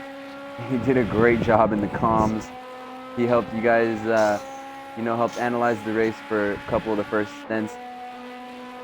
So you're just going to curse his competitor, are you?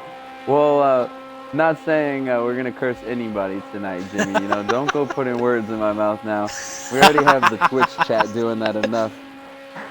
We don't need to start turning on each other now with an hour and 30 minutes left in the stint. Yeah, let's get some Fs in chat for everyone's race we've ruined. Yeah, please, yeah. Pay your respects, guys. Fs in chat. Malone going into his pit stop here. Got a little bit of damage. Definitely an unintended pit stop, as it looks like he might have slid out a little bit and caught the back end of that Ferrari on one of the tire walls. Bung's able to extend his lead now on Malone. Yeah, and that gap. Jacob now. Yeah, go Sorry. ahead. That gap at the LMPH is back up to 55 seconds when it was down around about 30, 25 to 30. So I'd suggest that Dizzy's come in for a pit stop that we haven't caught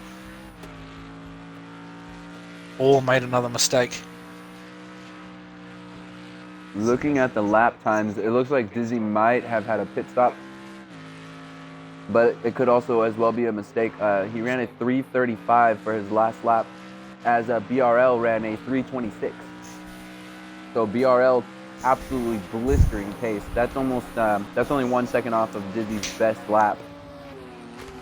Correct. And on that board, there's penalties for BRL and Malone, 10-second penalties each.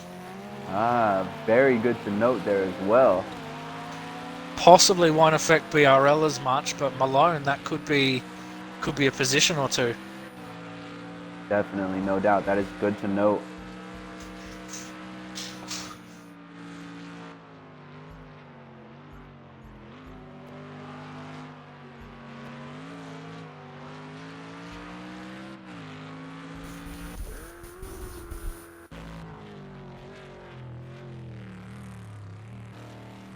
Bone's doing an awesome job for Mulsanne Collective today in the Bentley.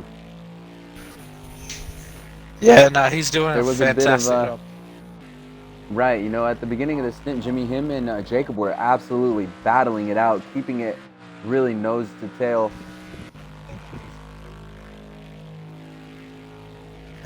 Kind of makes up for the incident in the last stint. It's going to start putting the building blocks back together. Hopefully they can come out with a decent result.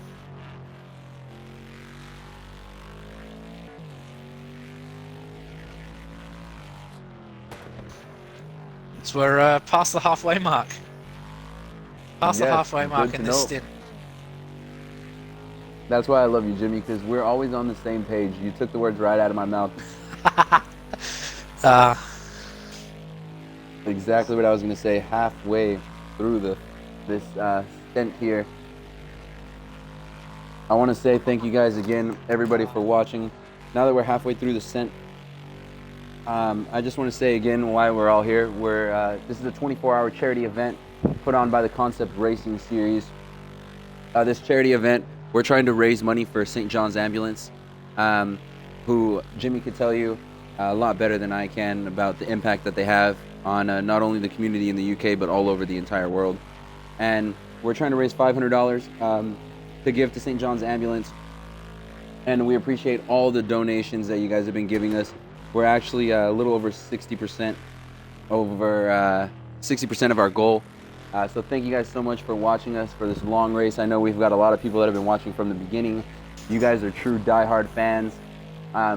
We love having you guys, and if anybody's interested in getting into some good racing, you can message any of us, anyone you see in the match. You can go ahead and give us a message, and we can get you an invite into our Concept Racing Community Discord. We have tons of events. Jimmy, do you want to run down some of the? Well, first, Jimmy, do you want to run down the impact that St. John's Ambulance has on the world? Yeah, of course, I will do that. But just before I do, I've actually received some information from Flash Gaming's team. He will be serving his drive-through this time by. Perfect. So yeah, but no, St. John's do fantastic work in the UK and Australia that I know at least. There might be in other locations, but I've actually done my first aid certificate through St. John's.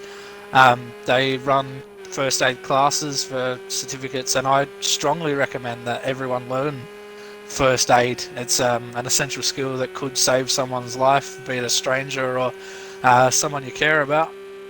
But St. John's do more than that as well. They look after events like royal shows down here, or motorsport events, other sporting events, concerts. They're always down here looking after people and yeah, just keeping us all safe. And that's why I think it's an excellent cause that we're all here for, and hopefully £500 will make a difference.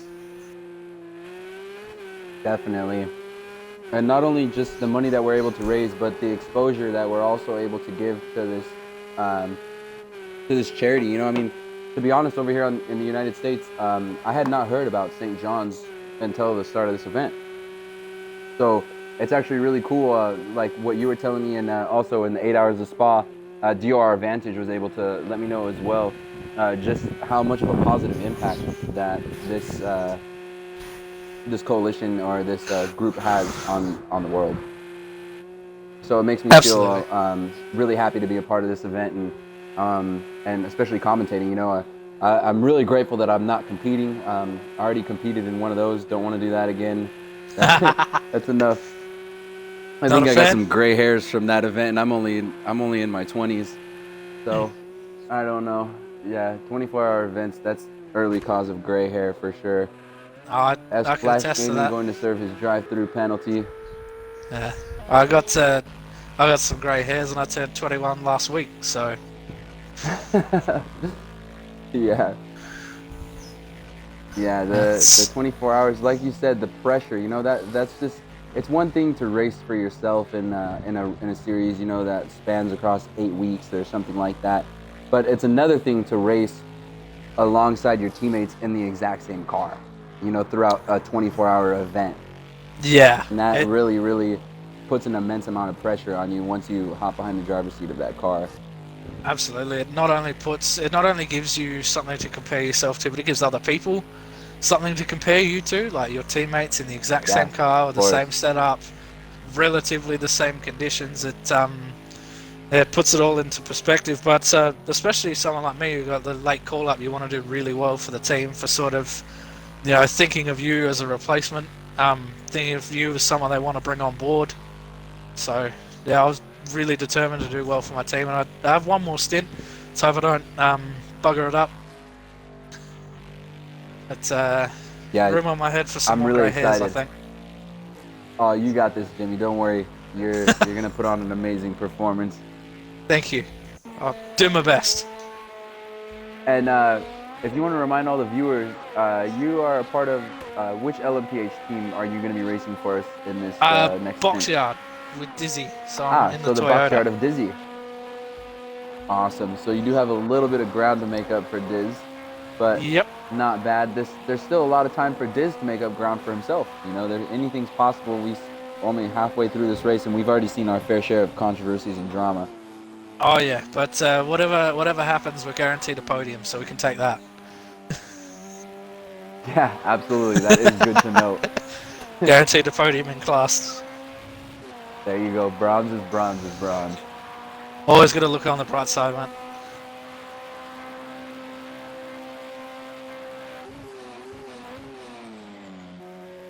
Oh, I love hearing that thing go down the gears. Oh yeah, the onboard with these LMPH cars it's just an absolute symphony of mechanical engineering. Oof, those are some big words, man. Settle down. We got to kick it up. I'm warming up. You thought Yeah, you thought no, the feisty Karens in the parking lot was good. All right, wait till you see the next stint. I know I'm not going to be able to hear it unless I have it on. I'll put it in one ear for you. I don't know. Be careful. Just don't talk about me, please. I've had enough. I'll be saying stuff like, "Psst, Jimmy, Jimmy." I don't care about that. I don't care about that. Just don't tell me I'm doing well. Oh yeah, dude, that's what I'll be helps. facing backwards in That's no the time. surefire way to send me right off into the gravel trap is to just tell me how good I'm doing. Uh,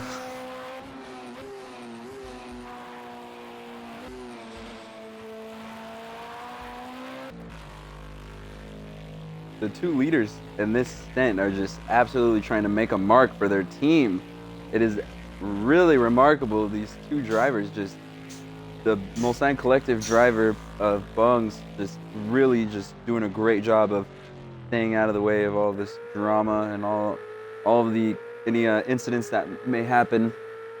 Malone as well, really putting on a great performance as we catch some of that backfire from his Ferrari. oh, it Grooving looks down the good, doesn't it? Mulsanne straight.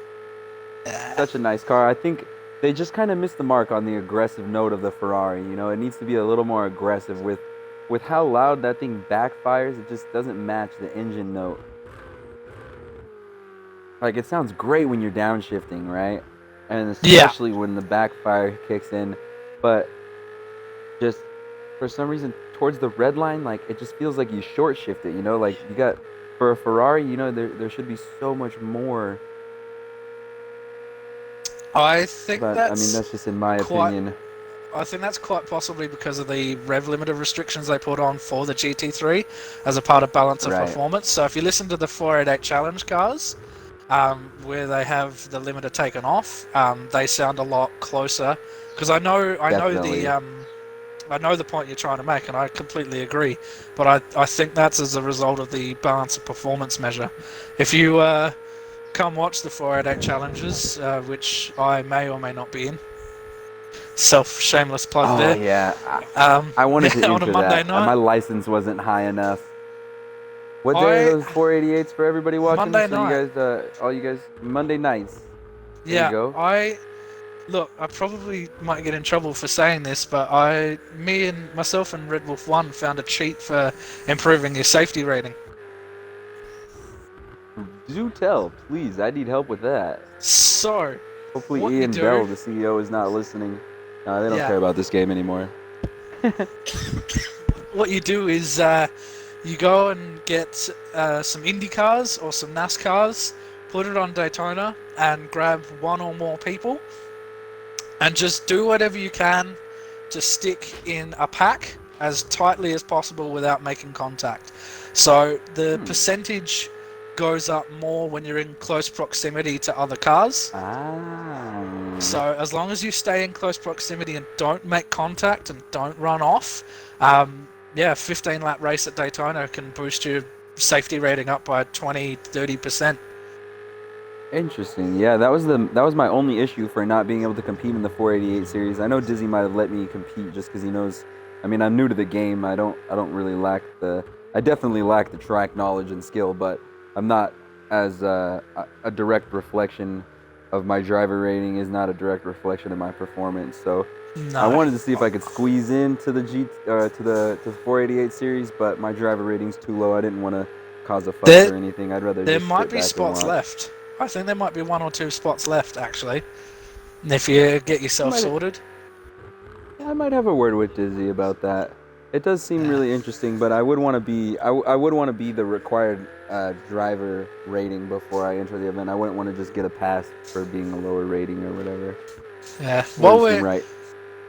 While we are talking about other series, might as well do a rundown of what we have on, actually. Yeah, please. There you go, Jimmy. Tell all the viewers what we got going on. So, the weekend events are cancelled this weekend, obviously, because of the 24-hour Le Mans being a big event. But we have, from Monday nights, we have a newcomer GT5 lobby for everyone who's new to the game or new to our Discord and our server and our league. I actually competed in that my first week in the league and got an invite from Tier 2 touring cars. So the admins watch for cleanliness and speed in that league, and there's some opportunities to gain access to our other leagues. You actually might have Which taken is my spot amazing. in the touring car league. I dropped out I of touring think I cars did. I tier think 2. I did. I dropped out of tier 2. It would Yeah, have been I nice if think I did. you could have kept my points. I had a pretty commanding lead on that, and that's it'd have been Yeah, nice nah, to not transfer quite the that points lucky. over, huh? Not quite that Nah, lucky. it's But I just didn't have the time. So it takes a yeah, lot of time to I mean, for every track, every week to get a new setup on the car to run ideally. It's yeah. really. I mean, you can just go in with the same setup every week, but that's not going to get you wins. No. But yeah, so we have the GT5s. That's great for anyone who's looking to learn how to race cleanly and how to build up pace and learn tracks at a slower pace. And the GT5 cars are a lot of fun. Then simultaneously to that, we have the Ferrari 488 Challenge run by Smokey Beaverman, who's also on our Boxyard team. And that is the 488 Challenge cars on some of the most challenging tracks we could find. So Yeah, last week was Oschersleben. I have no. Oh, that's a big spin. Oh Sorry. no! Yeah, no, I seen that there happening, and I wanted to catch that on board or on cam. That is a Ouch! Maybe huge losing the spin. rear wing. Yeah. Not having a good stint is Flash Gaming. No, definitely not. He's definitely a better racer than this. Oh, again, that no downforce on that Porsche is just that I think lack of that a could rear be a wing. part of it. Yeah. But Seems like the yeah. back So end just wants to keep going. yeah. Oh, Right gone there, you again. see it. Again, yeah. Yeah. It's gonna happen almost every time if he doesn't nurse it around the corner. Guarantee he won't be Especially texting with at the this point. temperature in those rear tires, like you were saying. You know, the rear tires probably. I wish I could go on board to see the tire temperatures.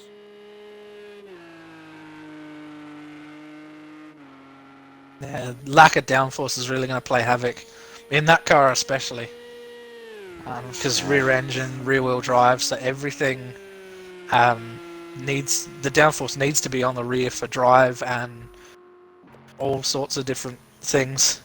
Sorry, I had a mental blank there. Definitely. No, I Anyway, mean it's true. Without the aerodynamics, that back end is just gonna be not where it's supposed to. It's no, not gonna and work that's how it very needs to. frustrating as a driver. It's Yeah, there's very nothing you can frustrating do as a but just driver. nurse the car back to the pits. Yeah, I'm not sure that there's a lot that the team can do either. That can't Yeah, really absolutely reattach a right. rear wing. Oh yeah, continuing on with what we do. So Yeah, so much I controversy, right? We can't even get through all the great series. I We got know. the GT5, we got the Yep. touring cars, we got the 488 challenge. 488. Yep. There's still a Wednesday plethora. nights. Wednesday nights is the vintage GP. So at the moment we're running Lotus 98Ts, which are a very very brutal car.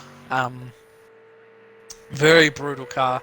Which Funeral Wings, who disconnected in this stint, he's leading that championship. I'm driving in that championship currently, and 1500 horsepower in 1980s technology is not my idea of fun. But Yeah. Thursday night we have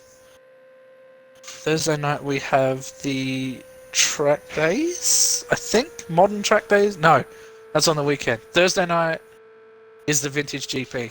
I'm confused. Saturday during the day is the modern track day. Saturday nights are IndyCar. Yes. Sunday IndyCar during series. I had a chance to commentate one of those. That was awesome. yeah, no, they very good racing in the Indy cars. Not a part of that championship, so I probably couldn't tell you how they are to drive. I would be a mess in that series. Oh, I me have too. no I business think. being behind the wheel of an Indy car. with the wheel-to-wheel action that I see that these Indy cars put on every Saturday night, there's no way I would. Oh. Yeah, there's. Ooh, Malone catching a little tank slapper there into the second part of the chicane. Here we go. Base Race is cleaning up my mess. So Vintage There GP we is go. Thursday night. Time Attack on Tuesday. Saturday is Vintage Track Day. Saturday nights are IndyCar. Sunday during the day is Modern Track Day, and Sunday evening is Touring Cars. Thank you, Chris, for cleaning up what was beginning to be a large mess.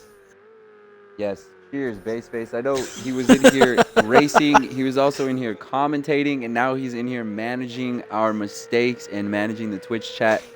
Not all heroes wear capes, Chris.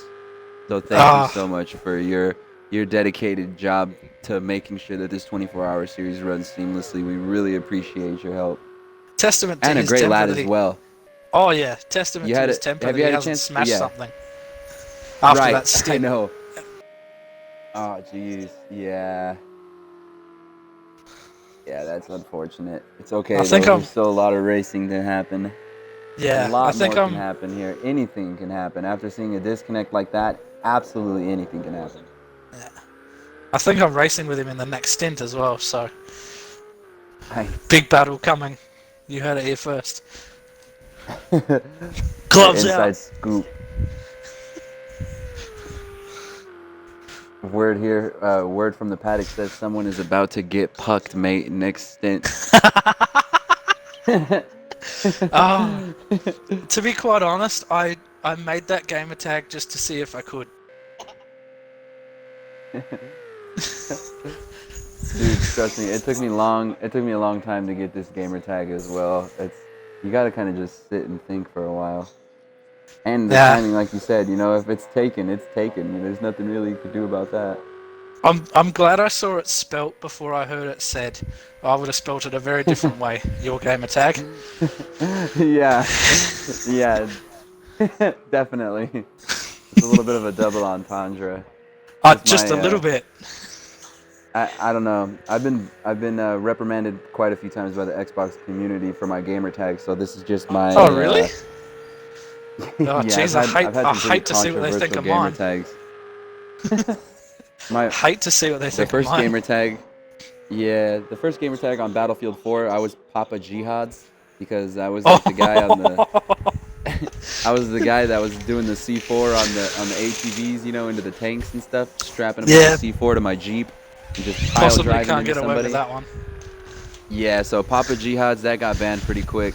And then on Forza, I was full frontal dad. Uh, Frontal dad. Oh Full frontal lord. dad did not go over too well either. Nope. Can't imagine it would. So now we're giving 4 Dicks Insider a run here. Just 4? That's all we could fit with 15 characters.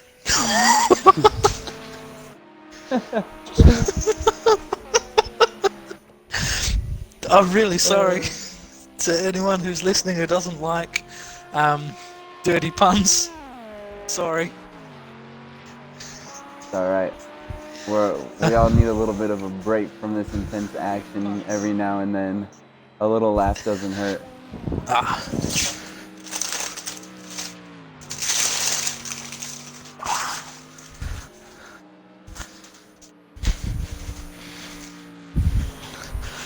Now to go, I'm just probably gonna get a little snack in, so I'll commentate intermittently, but kind of want to fuel up a little bit before my next stint.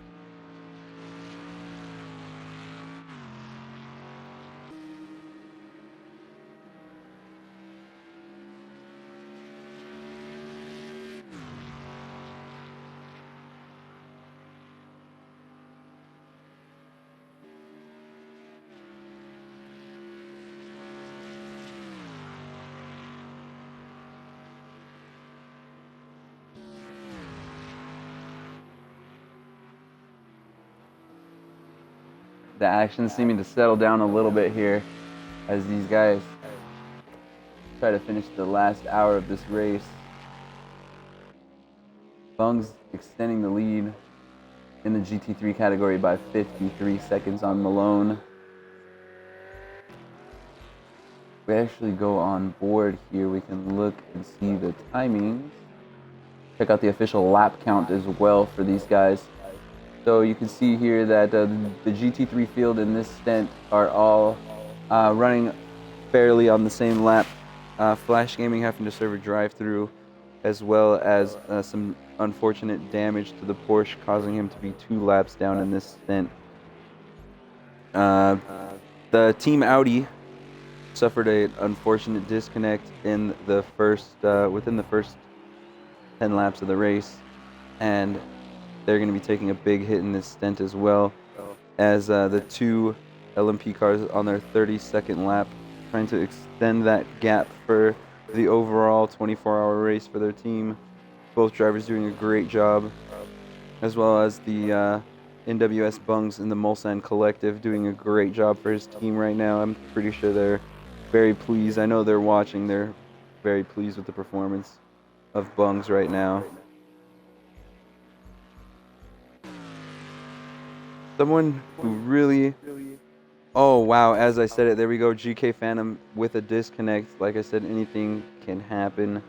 GK Phantom losing out there with the disconnect. Unfortunately, only going to get 27 laps into this stint for his team. Jimmy, you're missing the action, mate. We just had another disconnect. Oh, terrible. GK Was Phantom that disconnecting GK after his Phantom? 27th lap. Yes, sir. Oh, that's Unfortunate. not as bad as disconnecting on the first 2 laps, but still Yeah, not definitely. ideal. I was just mentioning that as well. Somebody else I was just going to start talking about, GRG Jacob, right before that disconnect. Really promising in the beginning of this stint, and then just getting into a little bit of a scuffle with the 2 Porsche drivers. Really threw off his rhythm and maybe the pace, and that mixed with the cold tires coming out of the pits sent the Mercedes around going into the first corner of the Le Mans 24-hour circuit here. Coming out of the chicane, Jacob was really promising performance. Hopefully he can still try to push as hard as he can, keep it on the black. Yeah, he's doing a good job at the moment, for sure. It's looks like over a minute lead for Bungs in the GT3 category, and over 2-minute lead for BRL. As he gets a little bit sideways out of there.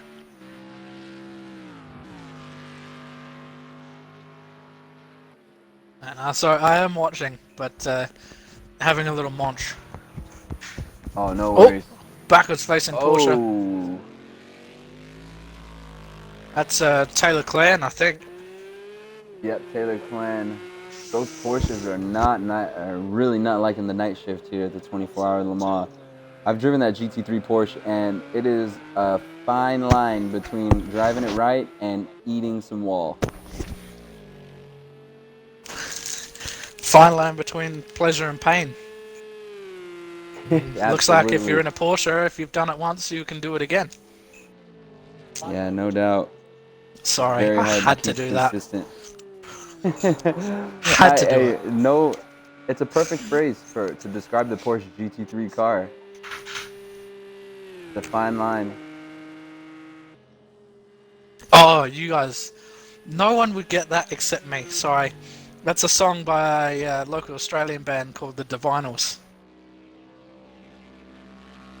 So, yeah, making a reference that no one but me would get. It's all right. That's true. You know, you're your best audience. You know, you are your #1 fan. So if you're not making yourself laugh, Someone has to be. What's it worth? Someone has to be a fan of me. Might as well be me. Well, if you're your #1 fan, then I'm your #2. Yeah, I'm your #2, definitely, Jimmy. And I look forward to seeing you race in the 488 series. I might have to start picking up some commentary slots on that. Definitely, that one's going to be rather exciting, as you have very, very challenging cars on very, very challenging tracks. Smokey reiterates it's why it's called the 488 Challenge Series. Definitely.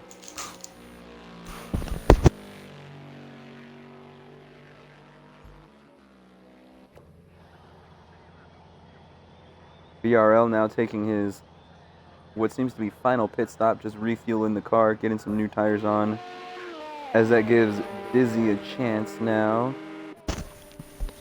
I'd say he'd do one more splash and dash before the end. I don't think he can quite go the full hour.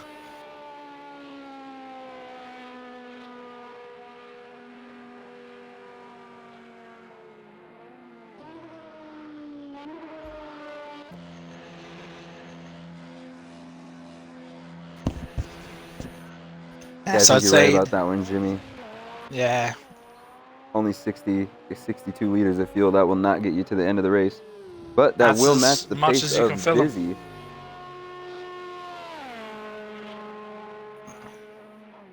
That's as much as you can fill him. I'd say he'd probably come in with, put another 20-30 litres in just to be sure. And yeah, splash and dash to the finish, much like I did. So Yeah. Dizzy just rounding up some GT3s. That was the GT3 leader of Bungs.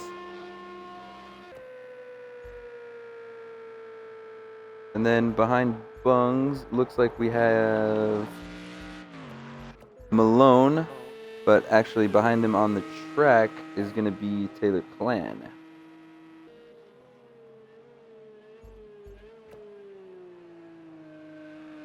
As now Taylor Clan suffering a lap down.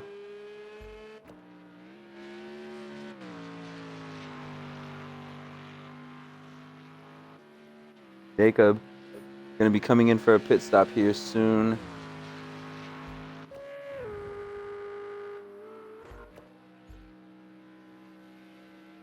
Closing the gap between him and Malone, though, 44 seconds.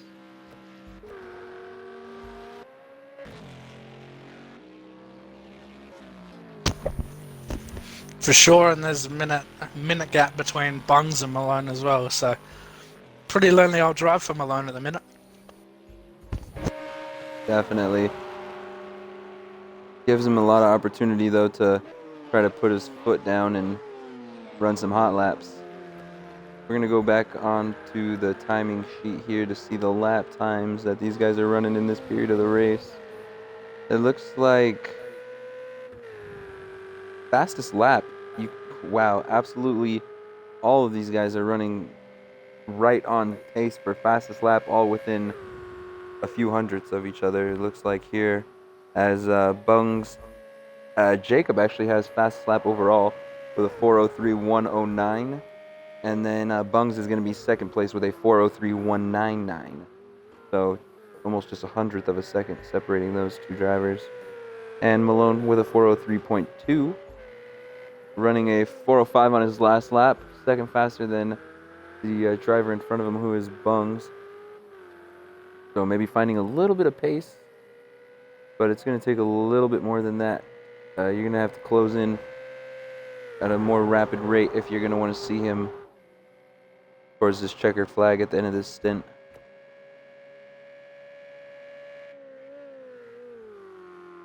We have 1 hour remaining now in this stint of the 24 Hours of Le Mans hosted by the Concept Racing Series. Thank you guys all so much for joining us. We do appreciate it. This event is for a charity. We're putting it on for St. John's Ambulance. We're trying to raise 500 pounds. We are 62% of our goal right now. We appreciate all of your donations. Thank you guys all so much for your support. Anything you guys can give, even if it's $1, $2, we appreciate it. Thank you so much. It goes to such a great cause. And we appreciate all of the drivers in the series for putting on this great show for us, as it is really great racing, really, really close between all of these drivers overall. So thank you guys so much for joining us, and we hope you guys are enjoying the content. Go ahead and give us a follow if you guys like. We host tons of events. We try to broadcast as many as we can with live commentators as well.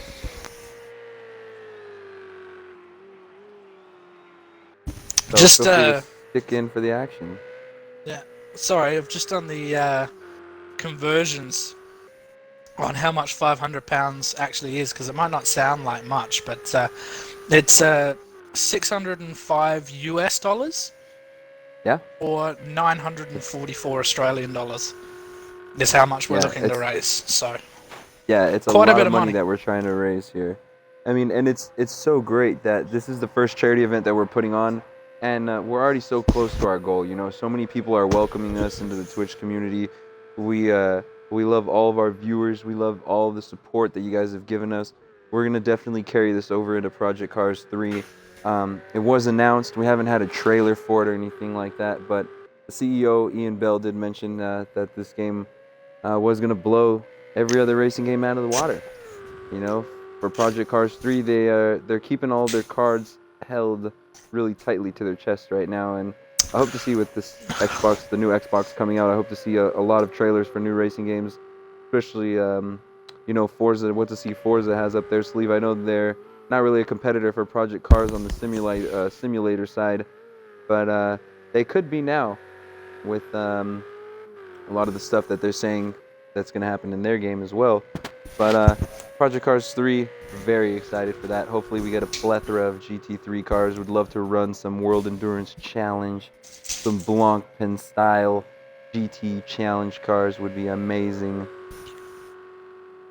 So hopefully Project Cars 3 is going to be real great. I don't see why it wouldn't be. Did you ever play the first Project Cars, Jimmy? I did, absolutely. And while we're on the subject of it, I'm a little skeptical about how Project Cars 3 is going to turn out. The partnership with Codemasters, who make the Formula One game, it could be a positive partnership, but I'm also concerned that it might fall down into the trap of F1 2019, which is a little bit more arcadey in how it handles. True. So the only skepticism I have with everything about what I've heard is that maybe some of the simulation aspects are going to be dialed down to sort of appeal to a wider audience, and that would possibly ruin it for people like us.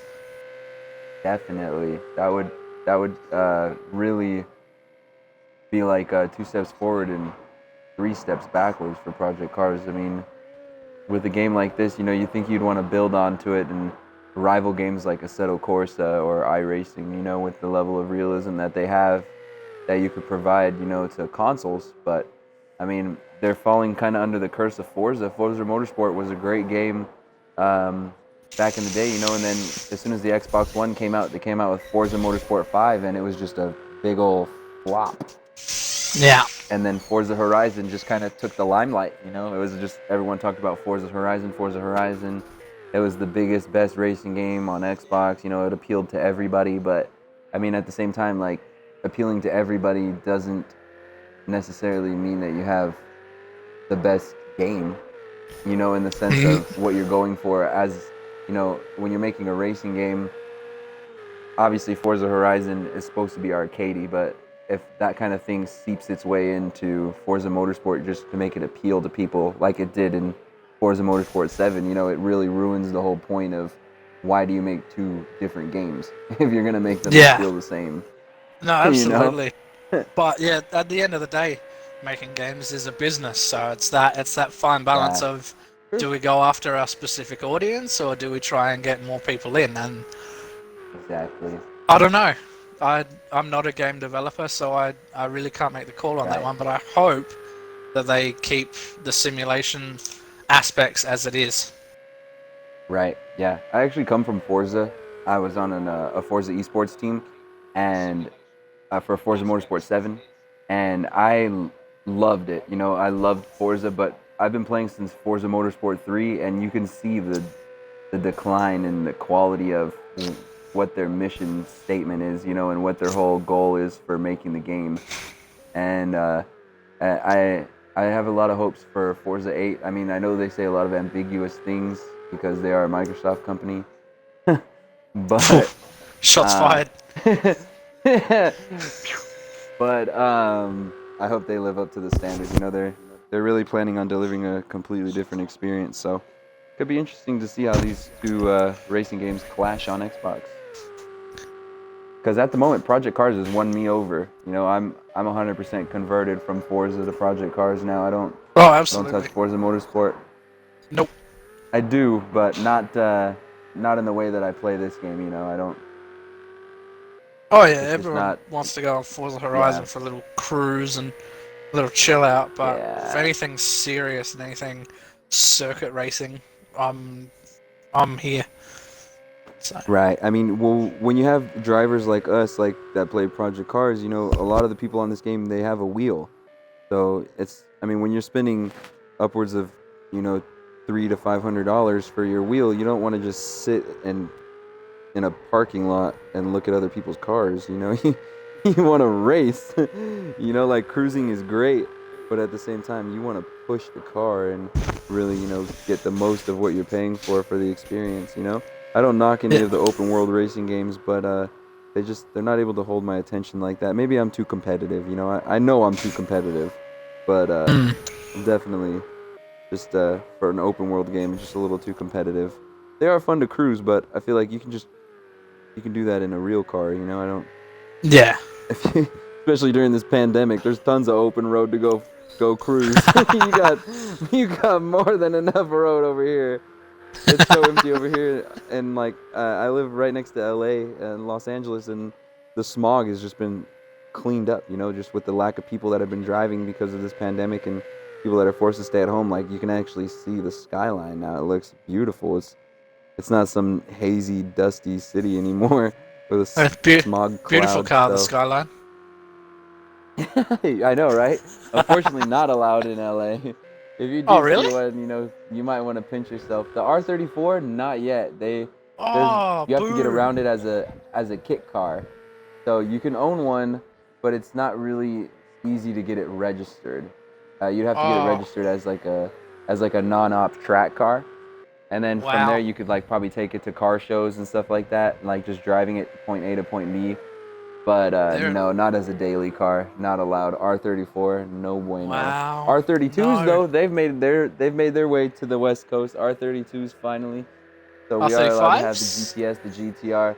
Oh yeah, we have our GTRs over here, R35s as well. That's Definitely. ridiculous. We have a few R34s over here, and they look amazing, Right. especially the back end on them. I believe Looks it. amazing. Yeah, see, I'm a big body kind of guy. Like, I love the Skyline R34, but I'm also a fan of the GTS, the ER34. You know, like, oh my God. Like, there's just something about a big, like, sedan Skyline. Like, I don't know. Call me weird, but I don't know.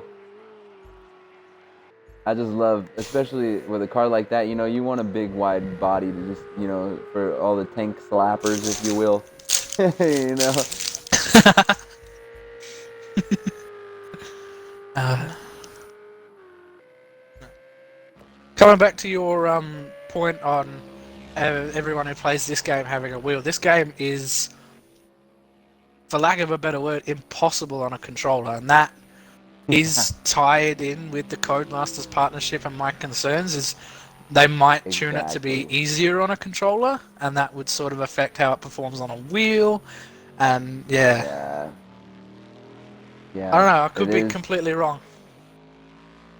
Yeah, it would I be usually am. interesting. I mean, you know, with the processing power of the new Xbox, you think that they might be able to just make like a controller kind of style of steering, and then as soon as your Xbox registers or recognizes the wheel, you know, it will just tone the flavor of the racing to a more simulation experience. You know, just because you play on controller or wheel doesn't mean that the car has to actually feel the exact same input wise. You know. But I mean, I'm not a game developer. I don't know how hard all those ones and zeros are to configure. This is a surprisingly deep conversation for an Australian and American commentating on some esports racing. That's what you get here at the Concept Racing Series, Jimmy. Especially in the Uh, night shift, we're probably boring all of our poor European viewers right now as they're yeah, winding down and going to bed. thank you for staying on, those who are listening to us ramble on a bit. We really do appreciate it. Someone's asking in the chat, does anyone think Project Cars 3 will come out for the new game system? Definitely. I would not doubt it. The only problem with this Project Cars 3, I think, is that they need to announce their game before Forza announces their game. Because Forza has a great job of marketing and overshadowing their competition. So Absolutely. Project Cars needs to get their content out first and show their cards first to cause you know to signal the starter pistol, if you will, in this new race of next generation racing games. But I think if Forza Motorsport 8 is able to get their videos out first, they are gonna absolutely pummel Project Cars 3 in marketing and exposure, which is gonna be a problem. But I do believe that both of them are gonna be coming for the next gen console. Yeah, and with the PS5 being announced, I don't know if the new Xbox console has been announced yet. No. Yeah, the Xbox I'm 2, not the Xbox 100% sure. 720. I don't know. Yeah, I Whatever don't. number they decide to put on the end of Well, that. they have announced it. Yeah, they're calling it the Xbox. Uh, if anybody in chat can correct me. Oh, see, someone said, "Bruh, Assetto Corsa." Yeah, Competizione ACC Assetto Corsa Competizione. Fantastic game. If you guys, I know you guys are watching us on Twitch. If you guys are watching from Xbox, there's a game sale right now. I'm not an ambassador for Xbox or anything. I don't know why I'm trying to do this, but there is a game sale right now for all racing games. Assetto Corsa, the Ultimate Edition of Assetto Corsa, is on sale for $9.99 USA right now. So you guys take advantage of that game sale. I just picked it up, and you are absolutely right, GK Phantom. Feels amazing. And yes, thank you to Flash Gaming for correcting me. It's called the Yeah, Xbox Xbox Series X. X. Yes. Exactly. I was gonna say something about Scorpio. I knew there was an S and an X and an X box, and but there's just so many different things. But yeah, the Xbox Series X. Yeah, and like I said as well, that game being on sale, Assetto Corsa, absolutely fantastic game.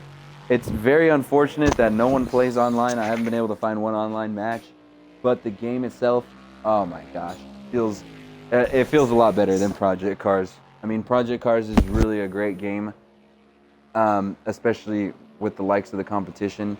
But you're absolutely right, Phantom. Assetto Corsa is just it blows this game out of the water in terms of how it feels on a racing wheel. Definitely. I never 100%. got Assetto Corsa to work.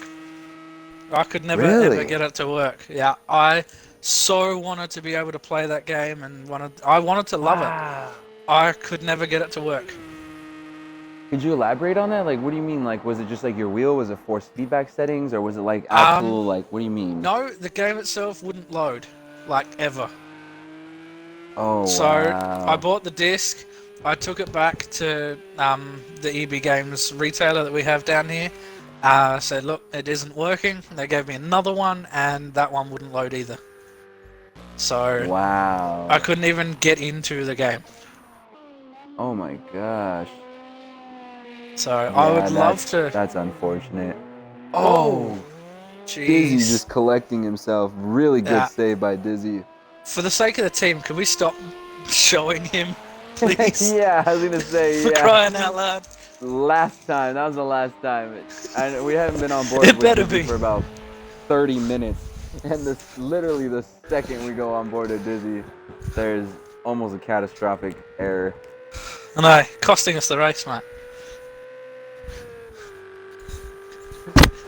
I know, right? I don't know. I don't have a horse in this race, so you don't have to worry about me.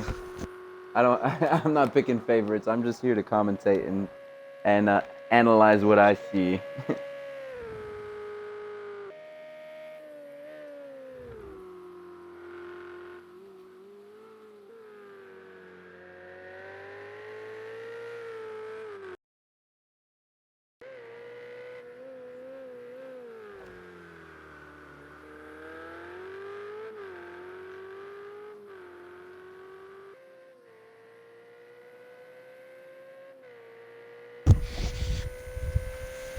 Yeah. Pretty difficult for me to be an unbiased commentator when I'm on one of the teams. You're doing a great job, though. Thank you.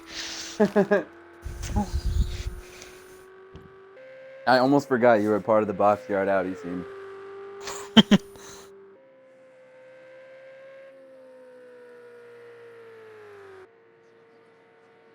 Oh, yep. Phantom as well making note here that Dizzy has now been lapped by BRL. Ooh, that stings. We're going to go on board with the GT3 category as well to see the distance between... Okay, yep, Bung's going into the pits. Ah, okay, so now still a lap down here as well. Bung's... Oh no, here we go. Bungs and Malone on the same lap.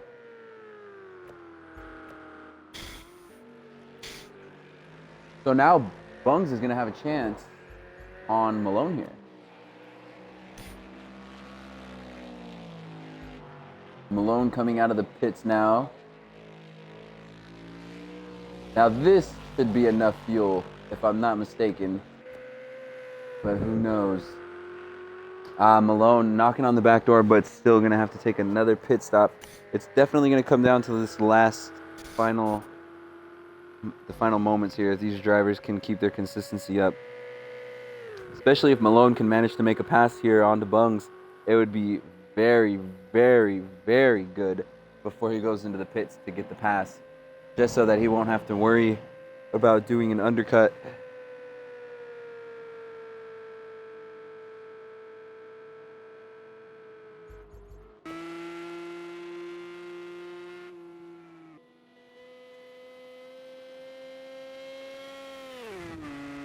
We are now on board with Flash Gaming.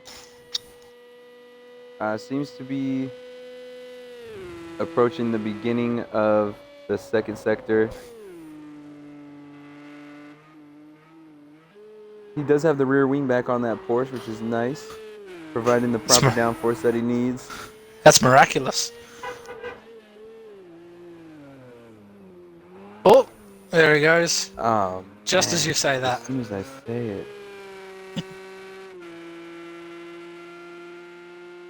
Powerful stuff. Oh, go to Dizzy apparently. Yeah.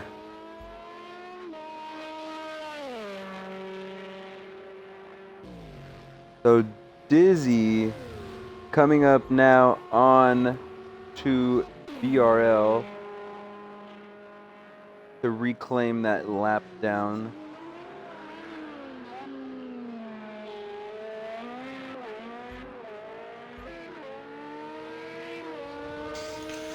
It's a rather large pack of cars there. Yeah, this is probably the largest bunch up so far. Majority of the field actually here in this group.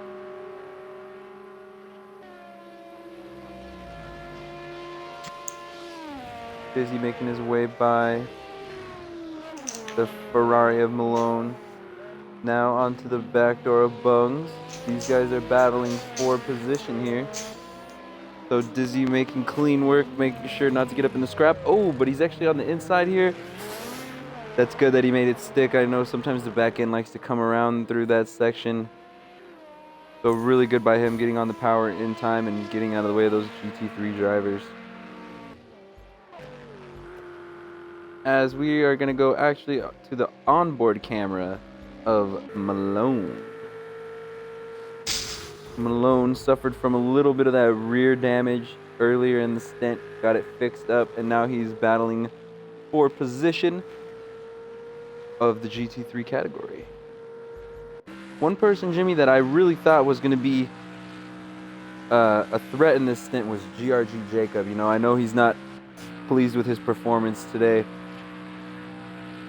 As long as he can stay within a lap of these guys, he'll still have a chance at the victory for his team overall.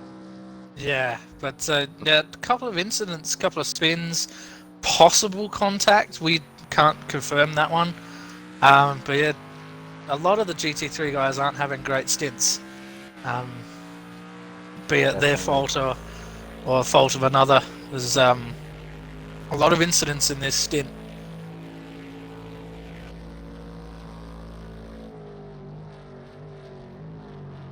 Couple of disconnects too, just to throw in a little extra flavour.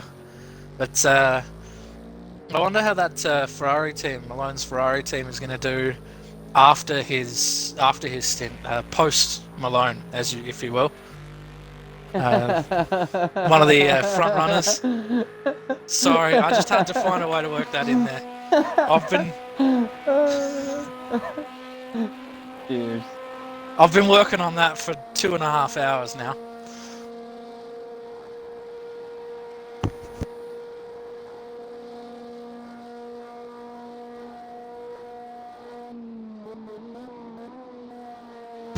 Still not two drunk Karens in a parking lot, but I'm doing my best.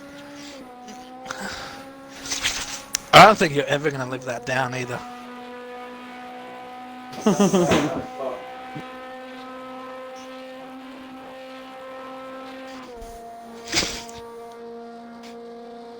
Flash Gaming's asked if we could stop spectating him. We make him spin.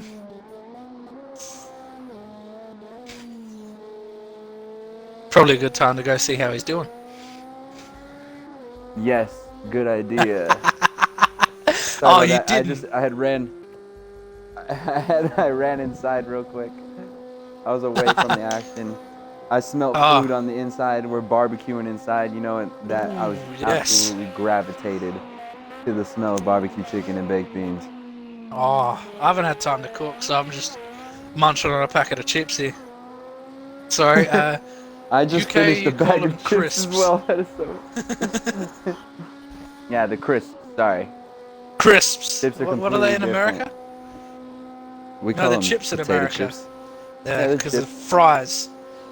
In Australia, we have chips Yeah. and chips. If you're very fancy, you got chips and hot chips. Chips and hot chips. All right, there you go. I was gonna say, so how do you tell the difference when you're saying chips and chips in the same chips and hot chips? You learn something new every day. Yeah.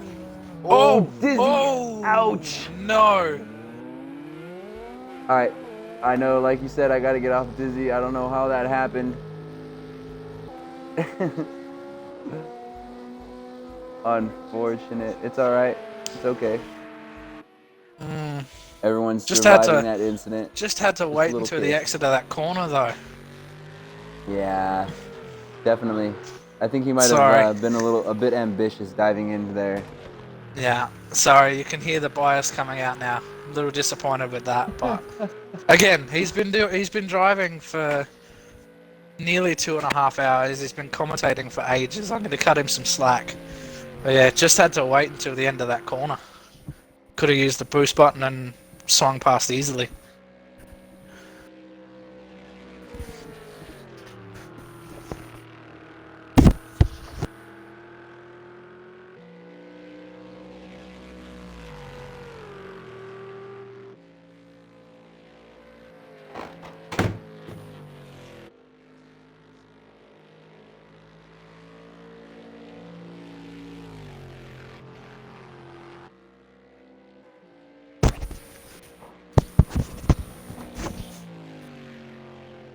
All right, and then like I said, after this stint is over, to be joining me in the booth is going to be your stint leader, BRL. He's going to be co-commentating with me.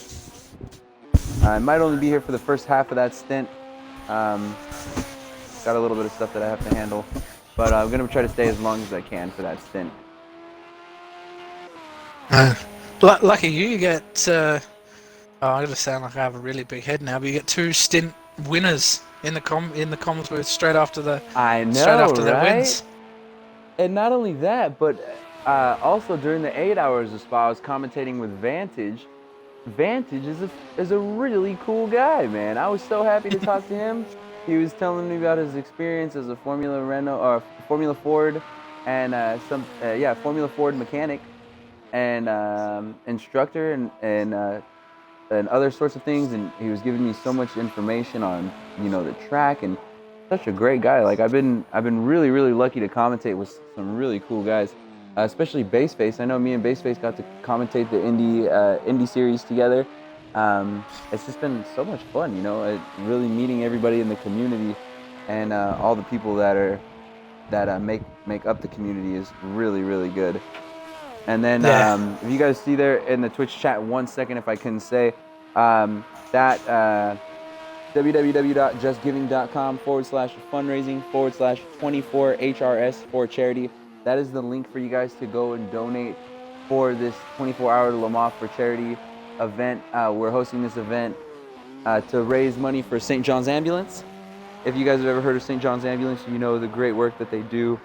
Jimmy, you were saying, you know, you got certified in first aid by one of the St. John's Ambulance classes, and it really does help the community. And Vantage was telling me that they help so much with the elderly patients on finding homes for the elderly and helping with, you know, dementia patients and stuff like that, and sort of like the patients in Europe or in the UK that kind of fall through the cracks of the healthcare system, you know.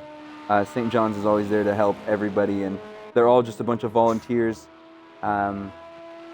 they were also Vantage was also telling me that it was formed in in the late 1800s. It's a very very old service, and they work right alongside um, in Europe, in the UK with I'm not too sure on, and I know Jimmy won't know either, on the official UK health advisors.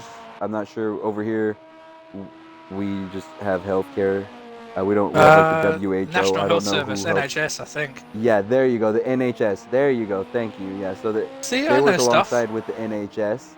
You know a lot more than me. You know, like I said, we don't like change over here in the United States. I'm open to it. I'm open to it. I love it. You know, you see me here, and but you know, it's definitely it's a work in progress, Jimmy. So work Yeah. with me here.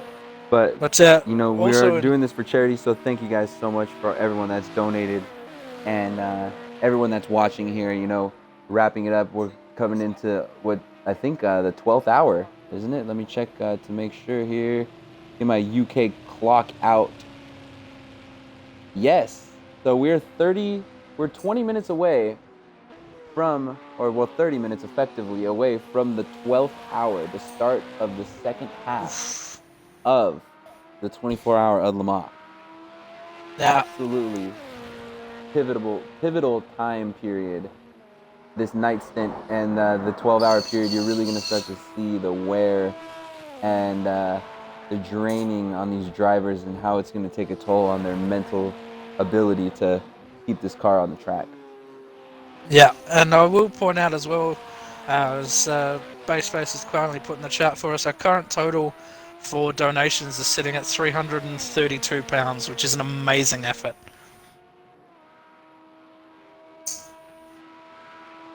It's an amazing effort, That is, and thank you to it's everyone who's great, donated.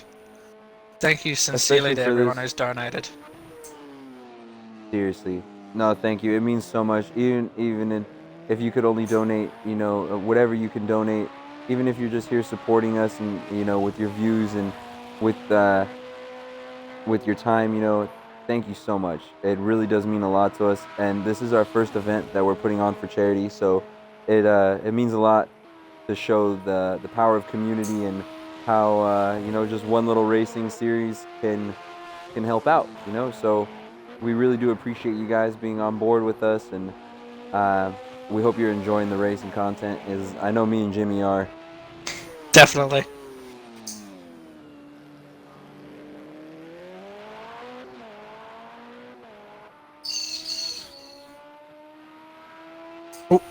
I have to go, unfortunately. I should be back, but I gotta go to the No problem. driver briefing room. Sorry, mate. I will hopefully No be back. problem. Yep, Cheers. we're probably going to be wrapping up this stream here anyways soon, so we can change over to the next lobby so we can get the start of the 12th hour of Le Mans in our 24 hours of Le Mans. And we will have the results for you guys in the chat as soon as we get them. Yeah, of course. Good luck, Jimmy. Yes. Thank you. Yeah, to Any everyone who. closing thoughts? Nah, well, yeah, to anyone who's listened to me ramble for the past 3 hours, thank you. To everyone who's donated, thank you so much. It's a great cause that we're getting behind and something I'm actually really passionate about. So let's hope we can get to our goal by the end of the race, our goal of £500. But yeah, thank you to everyone watching. And thank you to Dixon Cider. Thank you to Dizzy. Thanks to all the admins. And yeah, hopefully I should put on a good show in the next stint. Yeah, I'm really happy to see how you do, man. Good luck. And we'll try Thank to you. keep the commentator's curse away from you, man. Please. Start looking up start looking up how to counter black magic, all right? Because apparently that's all this commentator's booth possesses. Alright, peace out, guys. Have a good one. So that was Jimmy. His gamer tag is Get Pucked Mate. He's going to be racing, taking over for Dizzy in the 12th hour for the next 3 hours, actually. Wrapping up the night shift here at Le Mans. He's going to be taking over for CRS Dizzy, who is in the Boxyard team.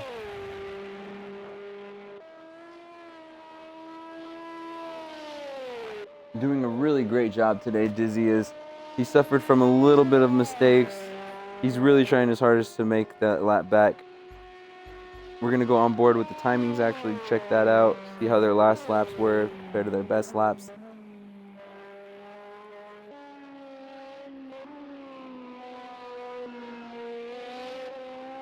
So you can see that Malone now taking the pass on Bungs. We said that was going to happen. Oh, but see, that's exactly what we needed for Malone to do. Malone, his team is going to be happy that they made that pass. Now he's going to be able to hold up Bungs just a little bit because they're both going to need to make one more pit here. Bungs looking up the inside, going through the Porsche curves as they come in through the back into the final chicane.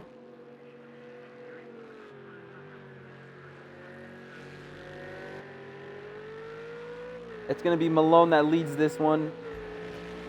But I would not count Bungs out. He's been fighting very hard this entire race.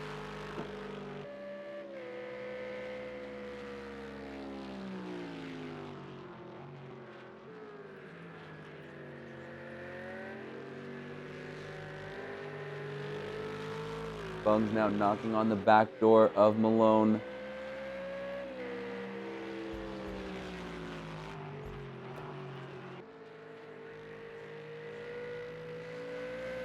Unfortunately, it looks like Malone is going to have to make another pit before the end of this race.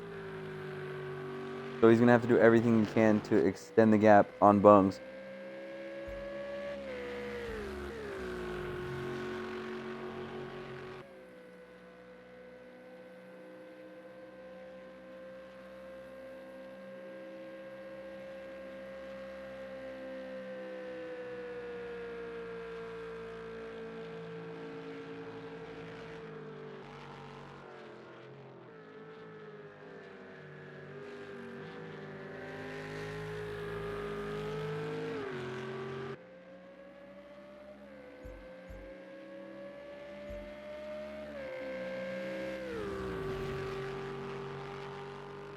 With less than 25 minutes remaining in this stint, it is Malone that is leading the GT3 category, with Bungs right on the tail, and for Molson Collective as they enter the second chicane in the back of the Mulsanne straight.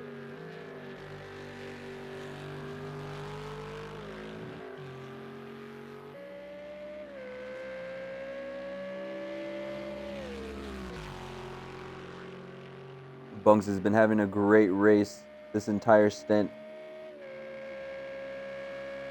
Really putting that Bentley where it needs to be in terms of position and great track awareness by the Bentley.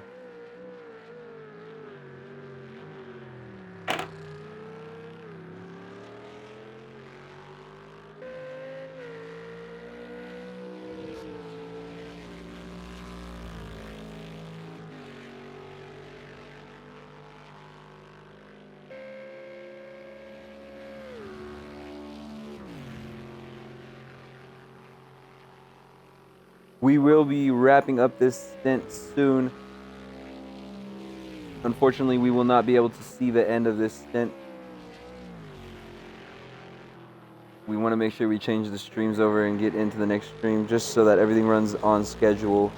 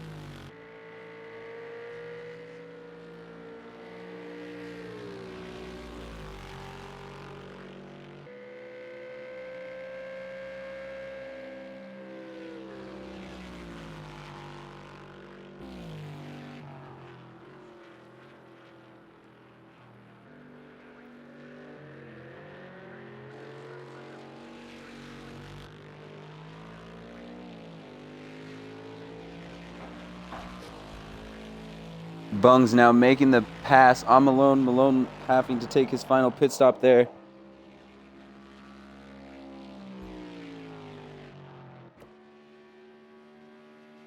Fortunately, Malone is going to be able to take his pit stop without any threat of GRG Jacob closing in.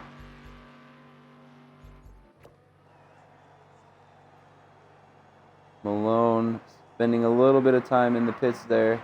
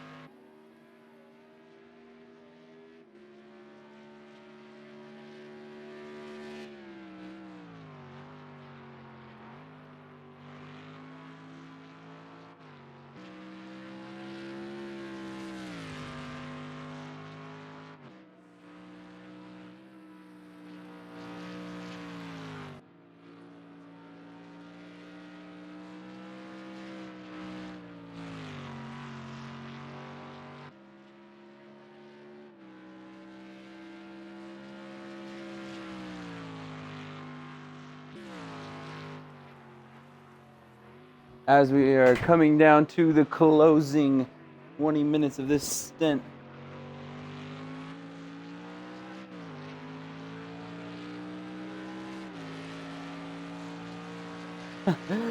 Young Money.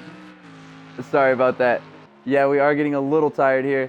I had to make a quick bathroom break. Sorry about that on the comms. But we are back in the action with Bungs leading the GT3 category. Malone was knocking right on the back door of him, but unfortunately had to take another pit stop, opening up the door for Bungs to effectively close out this stint as the leader. Dizzy suffering from his fair share of mistakes in this stint, leaving BRL to lead for the LMPH category. Funeral Wings was definitely willing to throw a spanner in the works. It looked like he was going to be your LMPH leader, but he suffered from a disconnect at the beginning of this stint, and he's going to be kicking himself for that one. Unfortunately, that is some stuff that you can't unfortunately, this is some stuff that you really can't prevent. I know I've had my fair share of disconnects in the past as well. We're actually going to have BRL joining us in the booth for the next stint, so you guys can stay live for that. Thank you guys for joining us as well if you're just dropping in. This is the 24-hour Le Mans charity event hosted by the Concept Racing Series.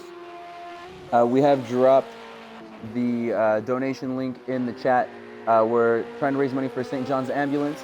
If you guys are aware of St. John's Ambulance and the impact that they have all over the world, not only in the UK, but all over the world as well.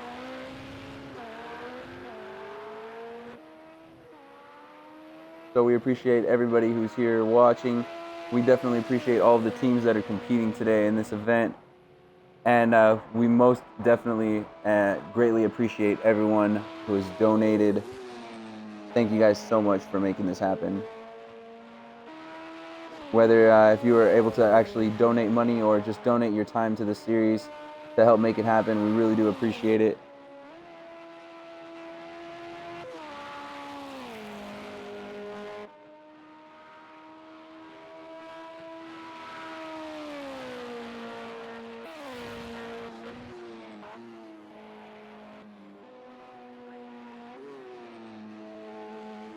A little bit of sun starting to creep up now on this beautiful French Le Mans track, as these guys are going to be seeing the sunrise in the next stint.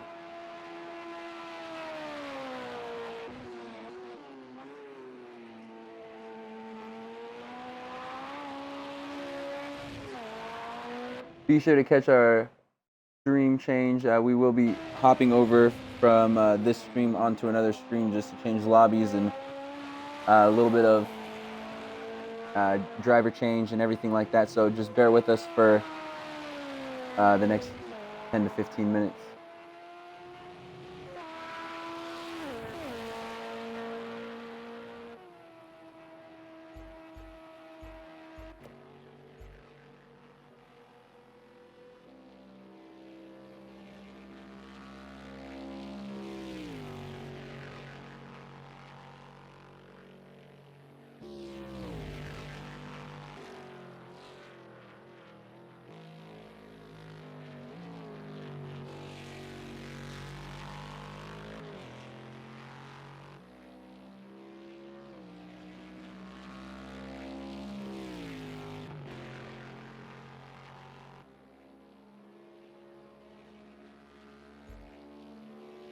This stint is now winding down to a finish here. Sorry, there's not much action to be really talked about here. 1 second.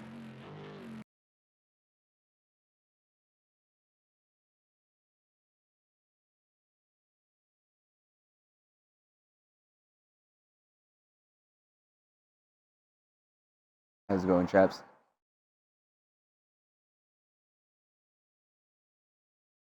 Cool. Yeah, just let me know. And I'll end the stream, yeah.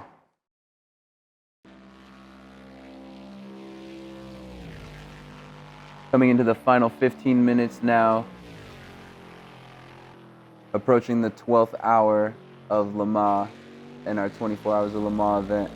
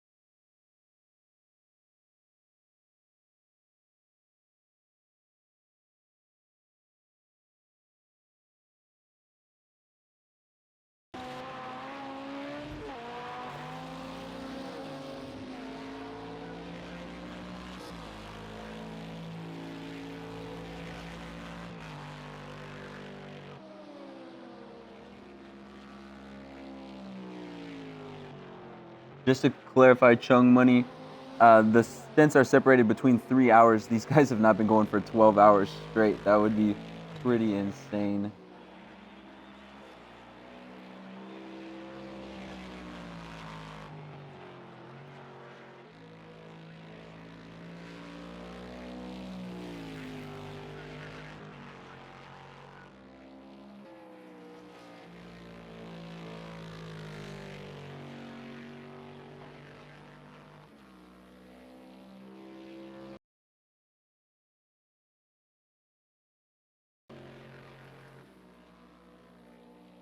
All right, everybody here. So we're going to go ahead and change over the stream now, getting ready to start the 12th hour of Le Mans. Bear with us for just a couple moments as we're going to go dark for about 5 to 10 minutes.